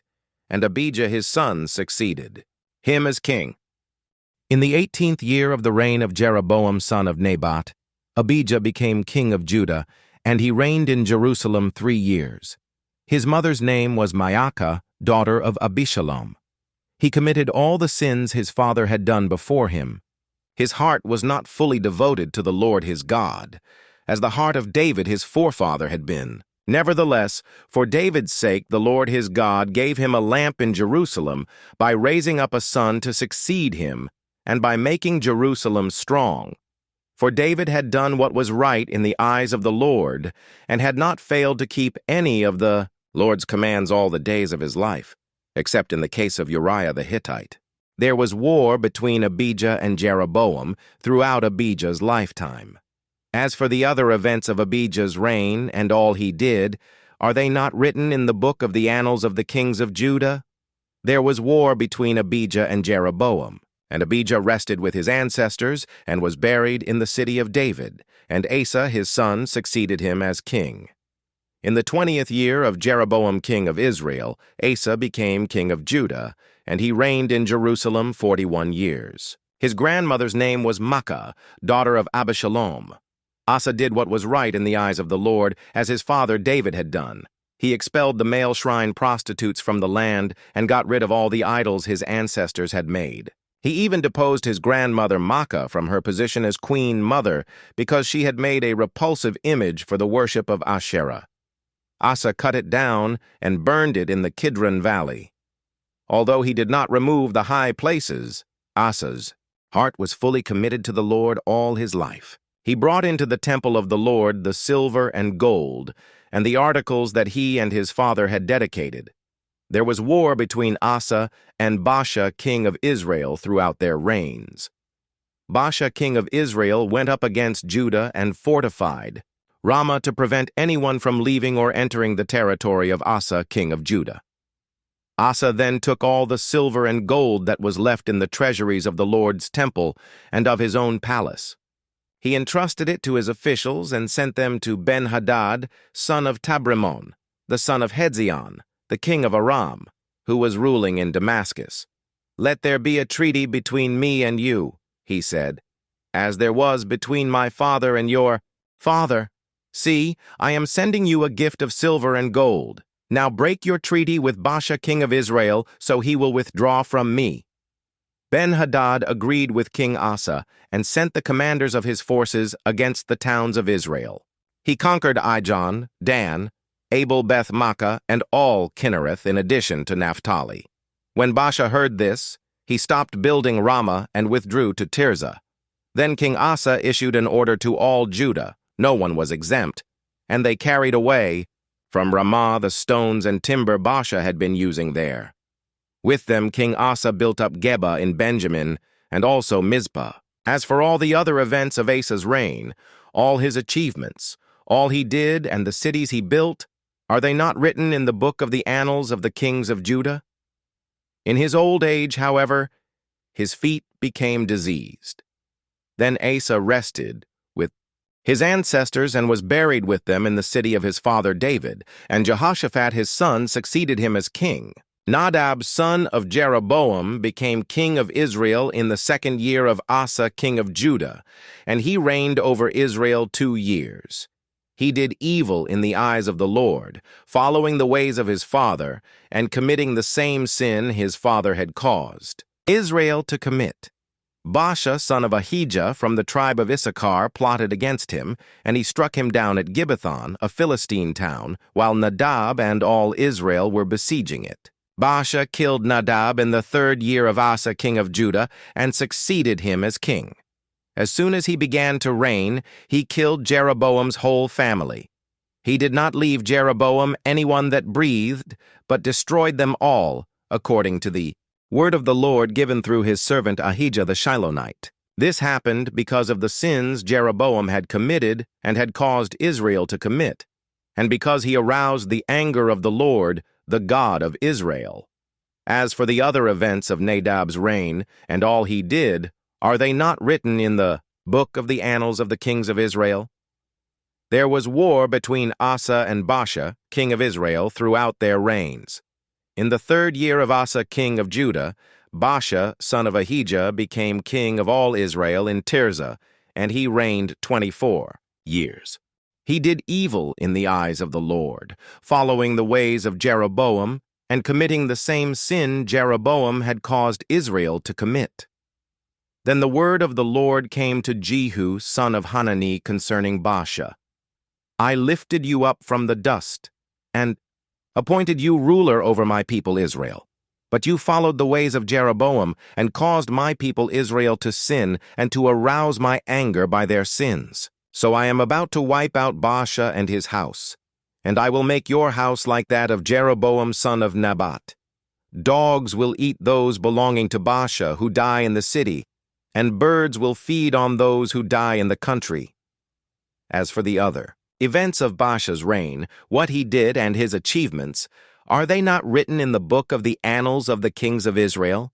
Baasha rested with his ancestors and was buried in Tirzah, and Elah his son succeeded him as king. Moreover, the word of the Lord came through the prophet Jehu son of Hanani to Baasha and his house, because of all the evil he had done in the eyes of the Lord, arousing his anger by the things he did, becoming like the house of Jeroboam, and also because he destroyed it. In the 26th year of Asa king of Judah, Elah son of Baasha became king of Israel, and he reigned in Tirzah 2 years. Zimri, one of his officials, who had command of half his chariots, plotted against him. Elah was in Tirzah at the time, getting drunk in the home of Arza, the palace administrator at Tirzah. Zimri came in, struck him down, and killed him in the 27th year of Asa king of Judah. Then he succeeded him as king. As soon as he began to reign and was seated on the throne, he killed off Baasha's whole family. He did not spare a single male, whether relative or friend. So Zimri destroyed the whole family of Baasha in accordance with the word of the Lord spoken against Baasha through the prophet Jehu. Because of all the sins Baasha and his son Elah had committed and had caused Israel to commit, so that they aroused the anger of the Lord, the God of Israel, by their worthless idols. As for the other events of Elah's reign, and all he did, are they not written in the book of the Annals of the Kings of Israel? In the 27th year of Asa, king of Judah, Zimri reigned in Tirzah 7 days. The army was encamped near Gibbethon, a Philistine town. When the Israelites in the camp heard that Zimri had plotted against the king and murdered him, they proclaimed Omri, the commander of the army, king over Israel that very day there in the camp. Then Omri and all the Israelites with him withdrew from Gibbethon and laid siege to Tirzah. When Zimri saw that the city was taken, he went into the citadel of the royal palace and set the palace on fire around him. So he died, because of the sins he had committed, doing evil in the eyes of the Lord, and following the ways of Jeroboam, and committing the same sin Jeroboam had caused Israel to commit. As for the other events of Zimri's reign, and the rebellion he carried out, are they not written in the book of the Annals of the Kings of Israel? Then the people of Israel were split into 2 factions. Half supported Tibni son of Ginath for king, and the other half supported Omri. But Omri's followers proved stronger than those of Tibni son of Ginath. So Tibni died, and Omri became king. In the 31st year of Asa king of Judah, Omri became king of Israel, and he reigned 12 years, 6 of them in Tirzah. He bought the hill of Samaria from Shemer for 2 talents of silver, and built a city on the hill, calling it Samaria, after Shemer, the name of the former owner of the hill. But Omri did evil in the eyes of the Lord, and sinned more than all those before him. He followed completely the ways of Jeroboam son of Nebat, committing the same sin Jeroboam had caused Israel to commit, so that they aroused the anger of the Lord, the God of Israel, by their worthless idols.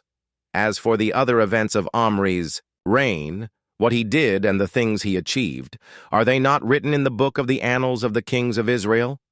Omri rested with his ancestors and was buried in Samaria. and Ahab his son succeeded him as king. In the 38th year of Asa king of Judah, Ahab son of Omri became king of Israel, and he reigned in Samaria over Israel 22 years. Ahab son of Omri did more evil in the eyes of the Lord than any of those before him. He not only considered it trivial to commit the sins of Jeroboam son of Nebat, but he also married Jezebel daughter of Ethbaal king of the Sidonians, and began to serve Baal and worship him. He set up an altar for Baal in the temple of Baal that he built in Samaria. Ahab also made an Asherah pole, and did more to arouse the anger of the Lord, the God of Israel, than did all the kings of Israel before him.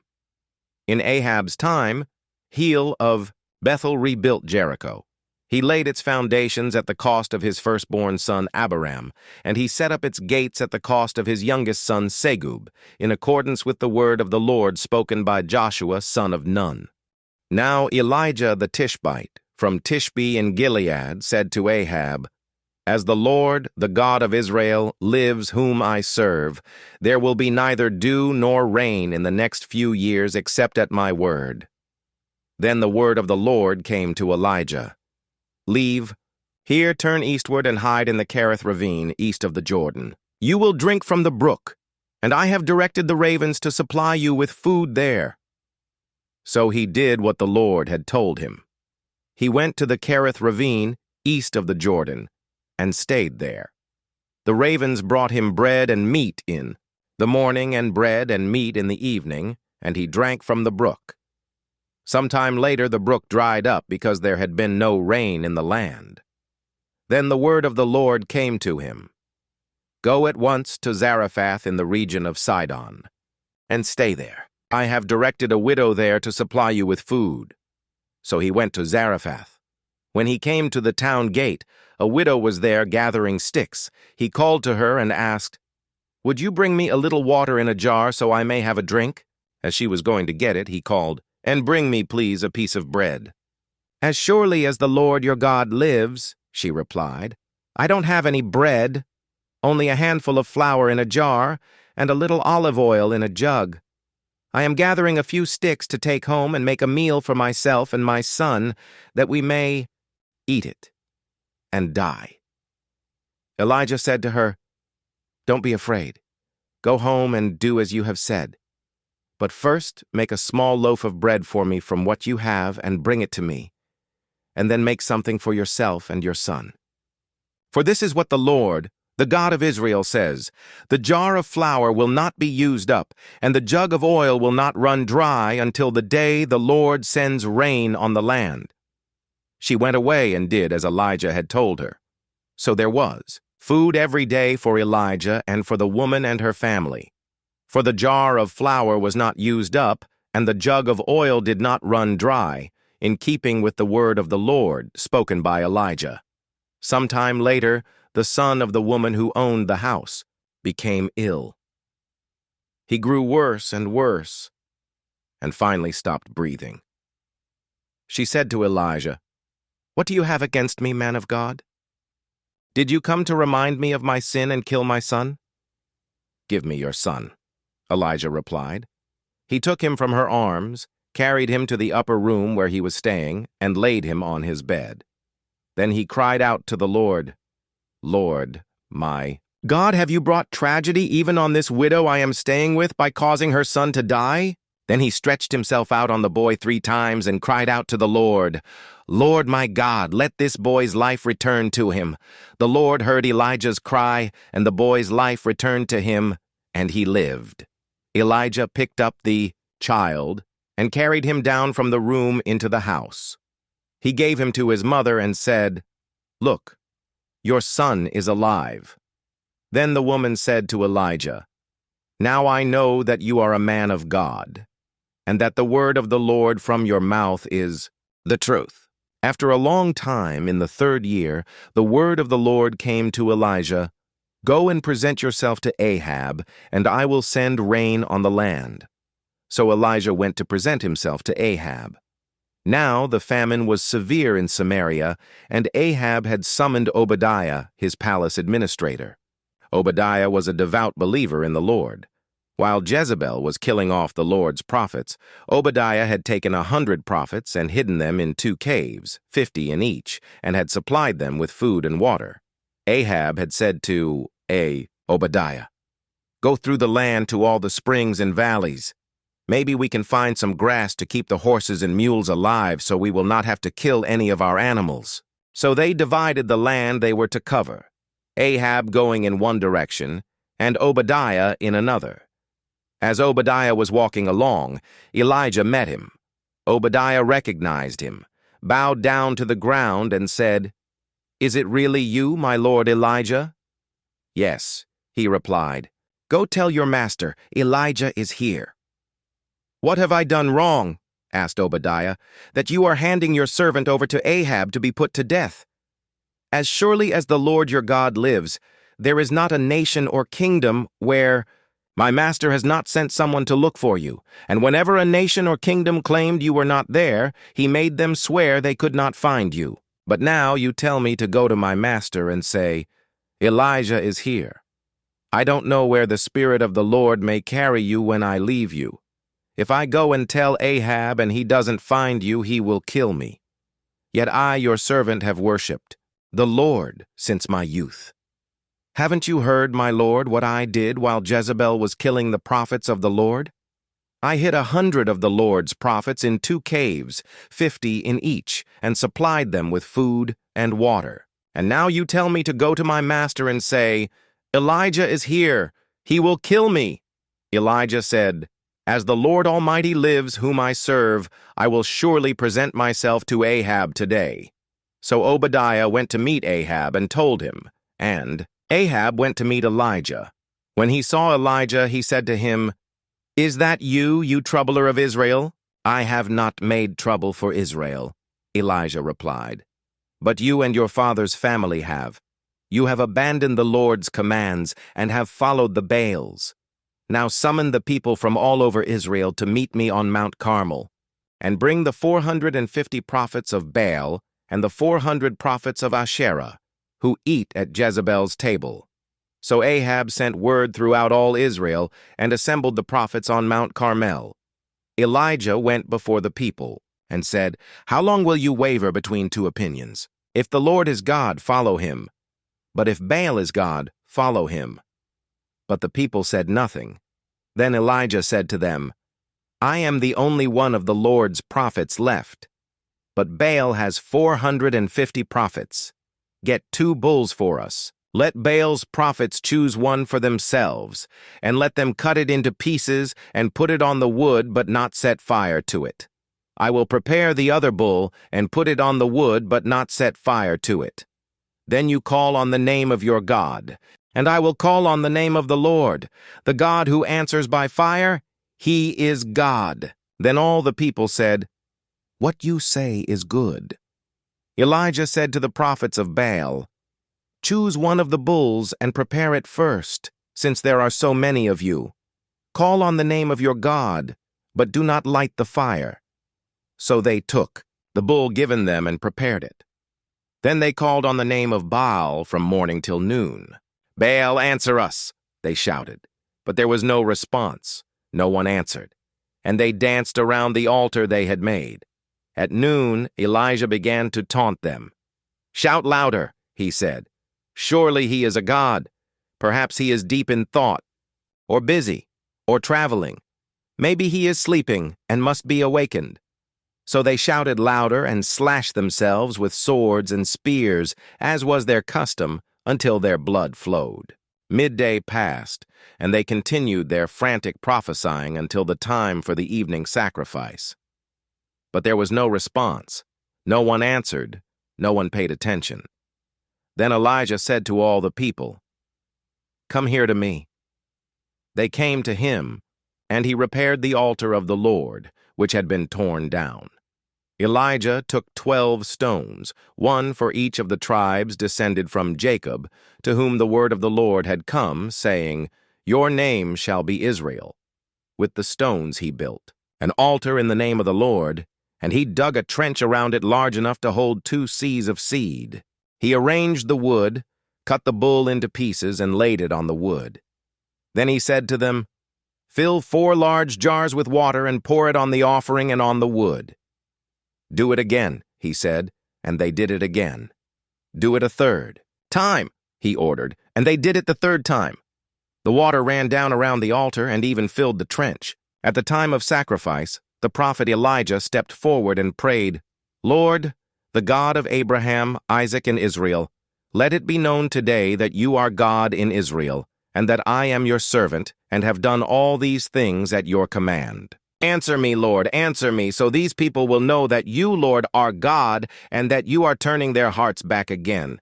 Then the fire of the Lord fell and burned up the sacrifice, the wood, the stones, and the soil, and also licked up the water in the trench. When all the people saw this, they fell prostrate and cried, The Lord, He is God! The Lord, He is God! Then Elijah commanded them, Seize the prophets of Baal. Don't let anyone get away. They seized them, and Elijah had them brought down to the Kishon Valley and slaughtered there. And Elijah said to Ahab, Go, eat and drink, for there is the sound of a heavy rain. So Ahab went off to eat and drink, but Elijah climbed to the top of Carmel, bent down to the ground, and put his face between his knees. Go and look toward the sea, he told his servant. And he went up and looked. There is nothing there, he said. 7 times Elijah said, Go back. The 7th time the servant reported, A cloud as small as a man's hand is rising from the sea. So Elijah said, Go and tell Ahab, Hitch up your chariot and go down before the rain stops you. Meanwhile, the sky grew black. With clouds the wind rose, a heavy rain started falling, and Ahab rode off to Jezreel. The power of the Lord came on Elijah, and tucking his cloak into his belt, he ran ahead of Ahab all the way to Jezreel. Now Ahab told Jezebel everything Elijah had done, and how he had killed all the prophets with the sword. So Jezebel sent a messenger to Elijah to say, May the gods deal with me, be it ever so severely, if by this time tomorrow I do not make your life like that of one of them. Elijah was afraid and ran for his life. When he came to Beersheba in Judah, he left his servant there. Then he lay down under the bush and fell asleep. All at once an angel touched him and said, Get up and eat. He looked around, and there by his head was some bread baked over hot coals and a jar of water. He ate and drank and then lay down again. The angel of the Lord came back a 2nd time and touched him and said, Get up and eat, for the journey is too much for you. So he got up and ate and drank. Strengthened by that food, he traveled 40 days and 40 nights until he reached Horeb, the mountain of God. There he went into a cave and spent the night, and the word of the Lord came to him. What are you doing here, Elijah? He replied, I have been very zealous for the Lord God Almighty. The Israelites have rejected your covenant, torn down your altars, and put your prophets to death with the sword. I am the only one left, and now they are trying to kill me too. The Lord said, Go out and stand on the mountain in the presence of the Lord, for the Lord is about to pass by. Then a great and powerful wind tore the mountains apart and shattered the rocks before the Lord. But the Lord was not in the wind. After the wind, there was an earthquake, but the Lord was not in the earthquake. After the earthquake came a fire, but the Lord was not in the fire. And after the fire came a gentle whisper. When Elijah heard it, he pulled his cloak over his face, and went out and stood at the mouth of the cave. Then a voice said to him, What are you doing here, Elijah? He replied, I have been very zealous for the Lord God Almighty. The Israelites have rejected your covenant, torn down your altars, and put your prophets to death with the sword. I am the only one left, and now they are trying to kill me too. The Lord said to him, Go back the way you came, and go to the desert of Damascus. When you get there, anoint Hazael king over Aram. Also, anoint Jehu son of Nimshi king over Israel, and anoint Elisha son of Shaphat from Abel-Meholah to succeed you as prophet. Jehu will put to death any who escape the sword of Hazael, and Elisha will put to death any who escape the sword of Jehu. Yet I reserve 7,000 in Israel. all whose knees have not bowed down to Baal and whose mouths have not kissed him." So Elijah went from there and found Elisha son of Shaphat. He was plowing with 12 yoke of oxen, and he himself was driving the 12th pair. Elijah went up to him and threw his cloak around him. Elisha then left his oxen and ran after Elijah. "Let me kiss my father and mother goodbye," he said, "and then I will come with you." "Go back," Elijah replied. "What have I done to you?" So Elisha left him and went back. He took his yoke of oxen and slaughtered them. He burned the plowing equipment to cook the meat and gave it to the people, and they ate. Then he set out to follow Elijah and became his servant. Now Ben-Hadad, king of Aram, mustered his entire army. Accompanied by 32 kings with their horses and chariots, he went up and besieged Samaria and attacked it. He sent messengers into the city to Ahab, king of Israel, saying, "This is what Ben-Hadad says, 'Your silver and gold are mine, and the best of your wives and children are mine.'" The king of Israel answered, "Just as you say, my lord the king. I and all I have are yours." The messengers came again and said, "This is what Ben-Hadad says. I sent to demand your silver and gold, your wives and your children. But about this time tomorrow I am going to send my officials to search your palace and the houses of your officials. They will seize everything you value and carry it away." The king of Israel summoned all the elders of the land and said to them, "See how this man is looking for trouble. When he sent for my wives and my children, my silver, and my gold, I did not refuse him." The elders and the people all answered, "Don't listen to him or agree to his demands." So he replied to Ben-Hadad's messengers, "Tell my lord the king, your servant will do all you demanded the first time, but this demand I cannot meet." They left and took the answer back to Ben-Hadad. Then Ben-Hadad sent another message to Ahab. "May the gods deal with me, be it ever so severely, if enough dust remains in Samaria to give each of my men a handful." The king of Israel answered, "Tell him, one who puts on his armor should not boast like one who takes it off." Ben-Hadad heard this message while he and the kings were drinking in their tents, and he ordered his men, "Prepare to attack." So they prepared to attack the city. Meanwhile, a prophet came to Ahab, king of Israel, and announced, "This is what the Lord says. Do you see this vast army? I will give it into your hand today, and then you will know that I am the Lord." "But who will do this?" asked Ahab. The prophet replied, "This is what the Lord says.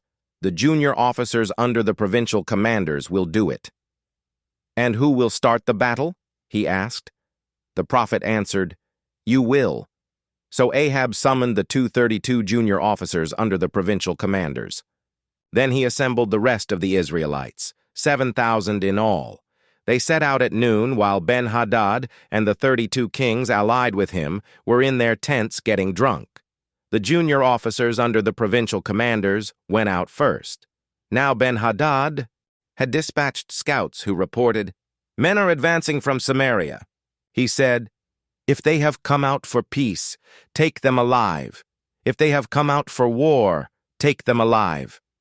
The junior officers under the provincial commanders marched out of the city with the army behind them, and each one struck down his opponent. At that, the Arameans fled, with the Israelites in pursuit. But Ben-Hadad, king of Aram, escaped on horseback with some of his horsemen. The king of Israel advanced and overpowered the horses and chariots and inflicted heavy losses on the Arameans. Afterward, the prophet came to the king of Israel and said, "Strengthen your position and see what must be done, because next spring the king of Aram will attack you again." Meanwhile, the officials of the king of Aram advised him, "Their gods are gods of the hills. That is why they were too strong for us. But if we fight them on the plains, surely we will be stronger than they. Do this. Remove all the kings from their commands and replace them with other officers. You must also raise an army like the one you lost, horse for horse and chariot for chariot, so we can fight Israel on the plains.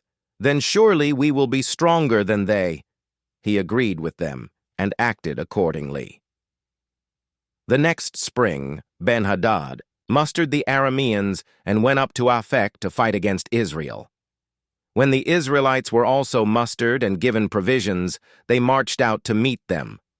The Israelites camped opposite them like two small flocks of goats, while the Arameans covered the countryside. The man of God came up and told the king of Israel, "This is what the Lord says. Because the Arameans think the Lord is a God of the hills and not a God of the valleys, I will deliver this vast army into your hands, and you will know that I am the Lord." For 7 days they camped opposite each other, and on the 7th day the battle was joined. The Israelites inflicted 100,000 casualties on the Aramean foot soldiers in 1 day. The rest of them escaped to the city of Aphek, where the wall collapsed on 27,000 of them. And Ben-Hadad fled to the city and hid in an inner room. His officials said to him, "Look, we have heard that the kings of Israel are merciful. Let us go to the king of Israel with sackcloth around our waists and ropes around our heads. Perhaps he will spare your life." Wearing sackcloth around their waists and ropes around their heads, they went to the king of Israel and said, "Your servant Ben-Hadad says, 'Please let me live.'" The king answered, "Is he still alive? He is my brother."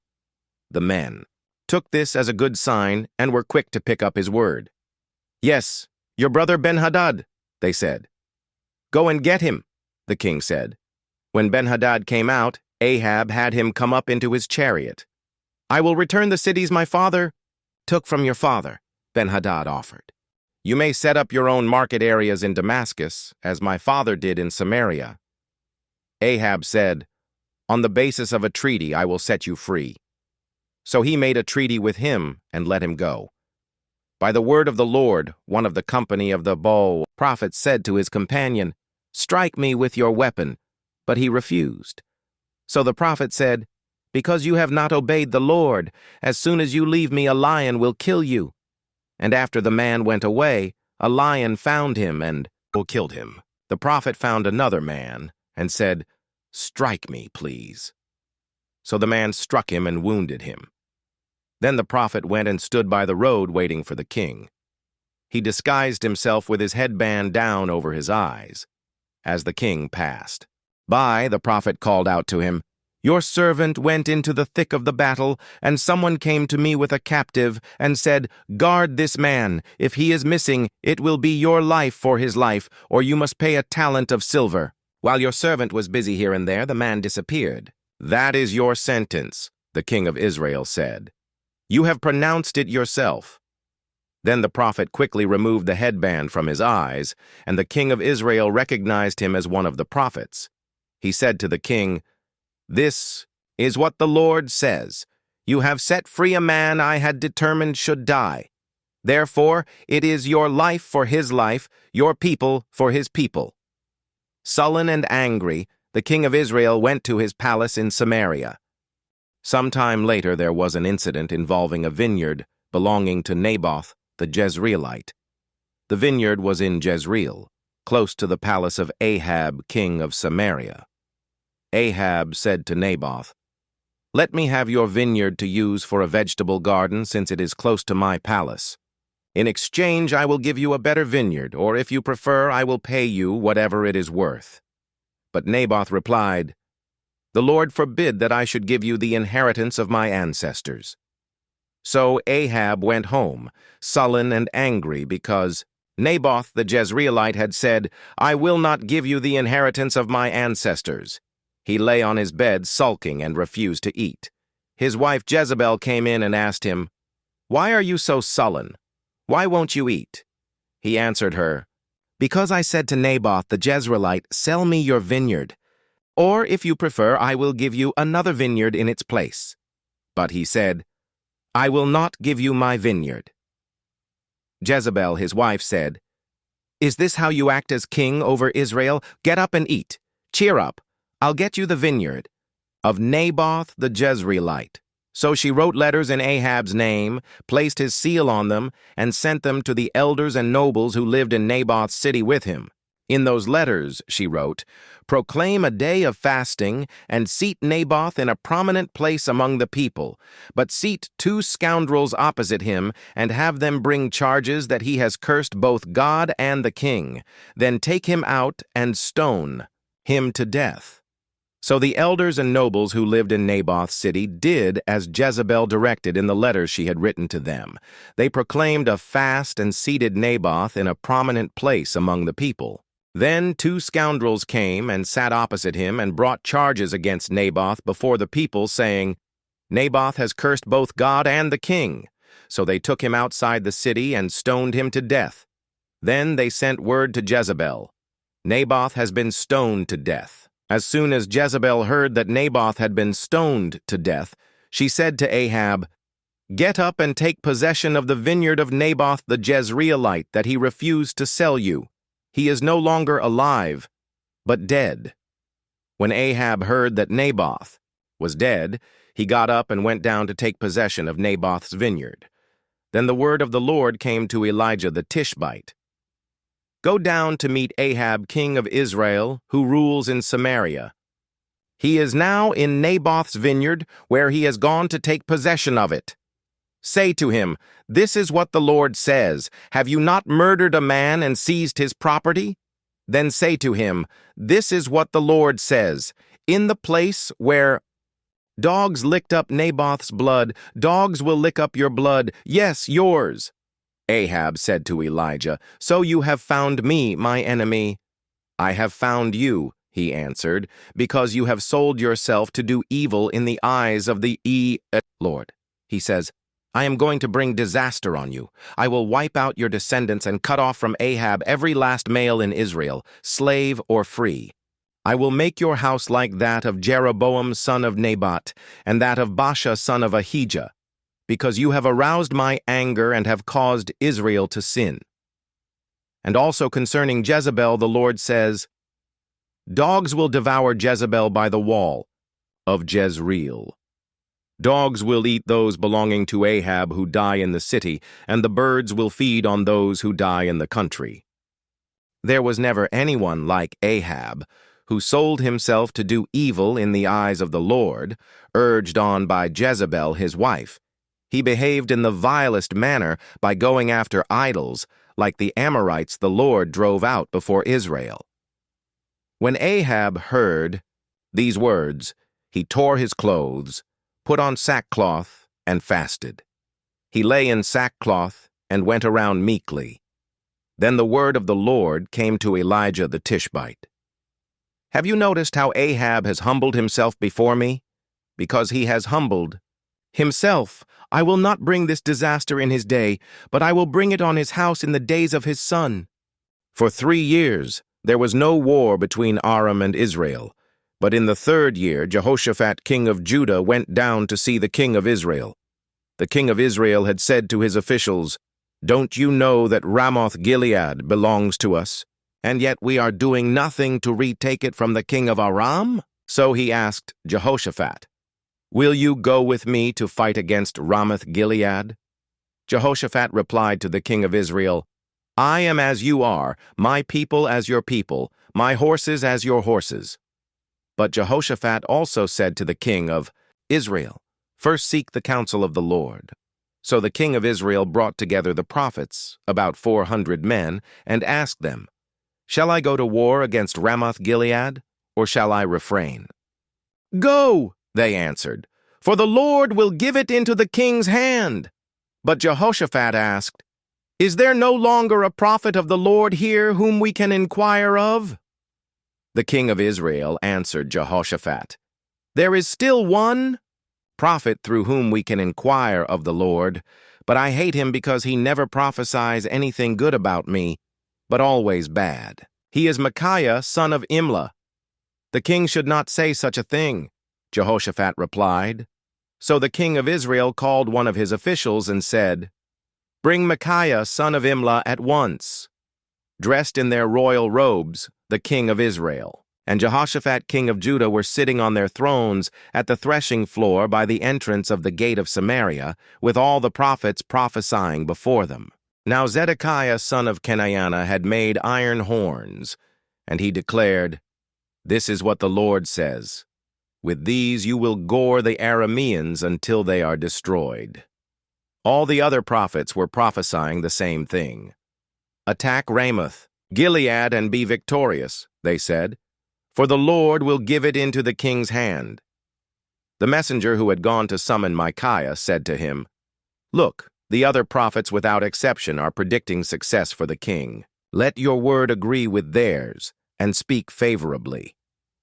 But Micaiah said, "As surely as the Lord lives, I can tell him only what the Lord tells me." When he arrived, the king asked him, "Micaiah, shall we go to war against Ramoth-Gilead, or not?" "Attack and be victorious," he answered, "for the Lord will give it into the king's hand." The king said to him, "How many times must I make you swear to tell me nothing but the truth in the name of the Lord?" Then Micaiah answered, "I saw all Israel scattered on the hills like sheep without a shepherd, and the Lord said, 'These people have no master. Let each one go home in peace.'" The king of Israel said to Jehoshaphat, "Didn't I tell you that he never prophesies anything good about me, but only bad?" Micaiah continued, "Therefore hear the word of the Lord. I saw the Lord sitting on his throne with all the multitudes of heaven standing around him on his right and on his left. And the Lord said, 'Who will entice Ahab into attacking Ramoth, Gilead, and going to his death there?' One suggested this and another that. Finally, a spirit came forward, stood before the Lord, and said, 'I will entice him.' 'By what means?' the Lord asked. 'I will go out and be a deceiving spirit in the mouths of all his prophets,' he said. 'You will succeed in enticing him,' said the Lord. 'Go and do it.' So now the Lord has put a deceiving spirit in the mouths of all these prophets of yours. The Lord has decreed disaster for you." Then Zedekiah son of Kenaiah went up and slapped Micaiah in the face.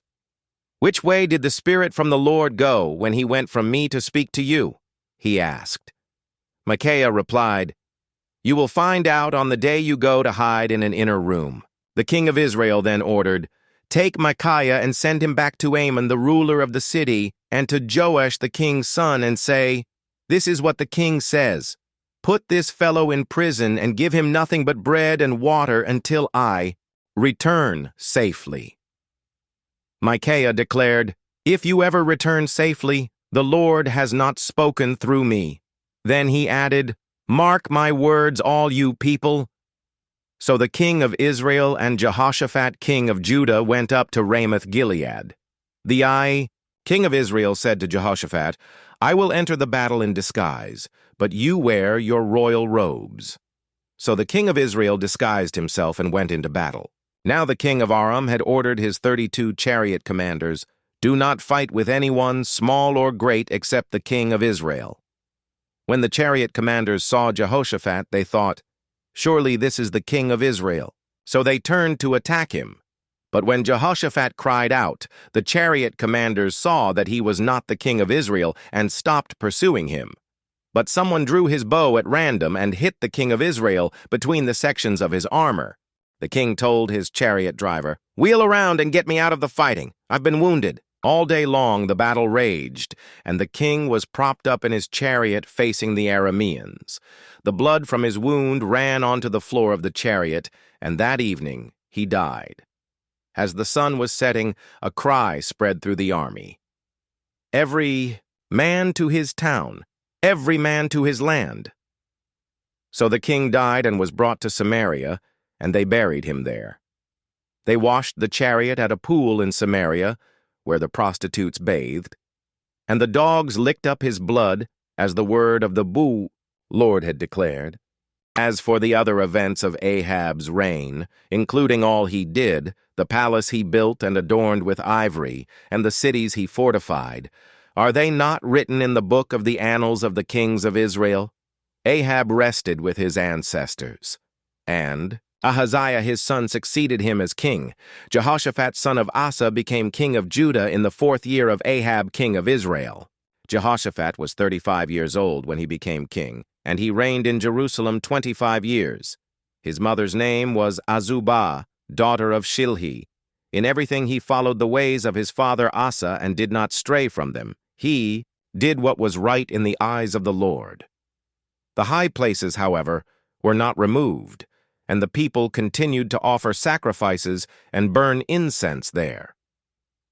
Jehoshaphat was also at peace with the king of Israel.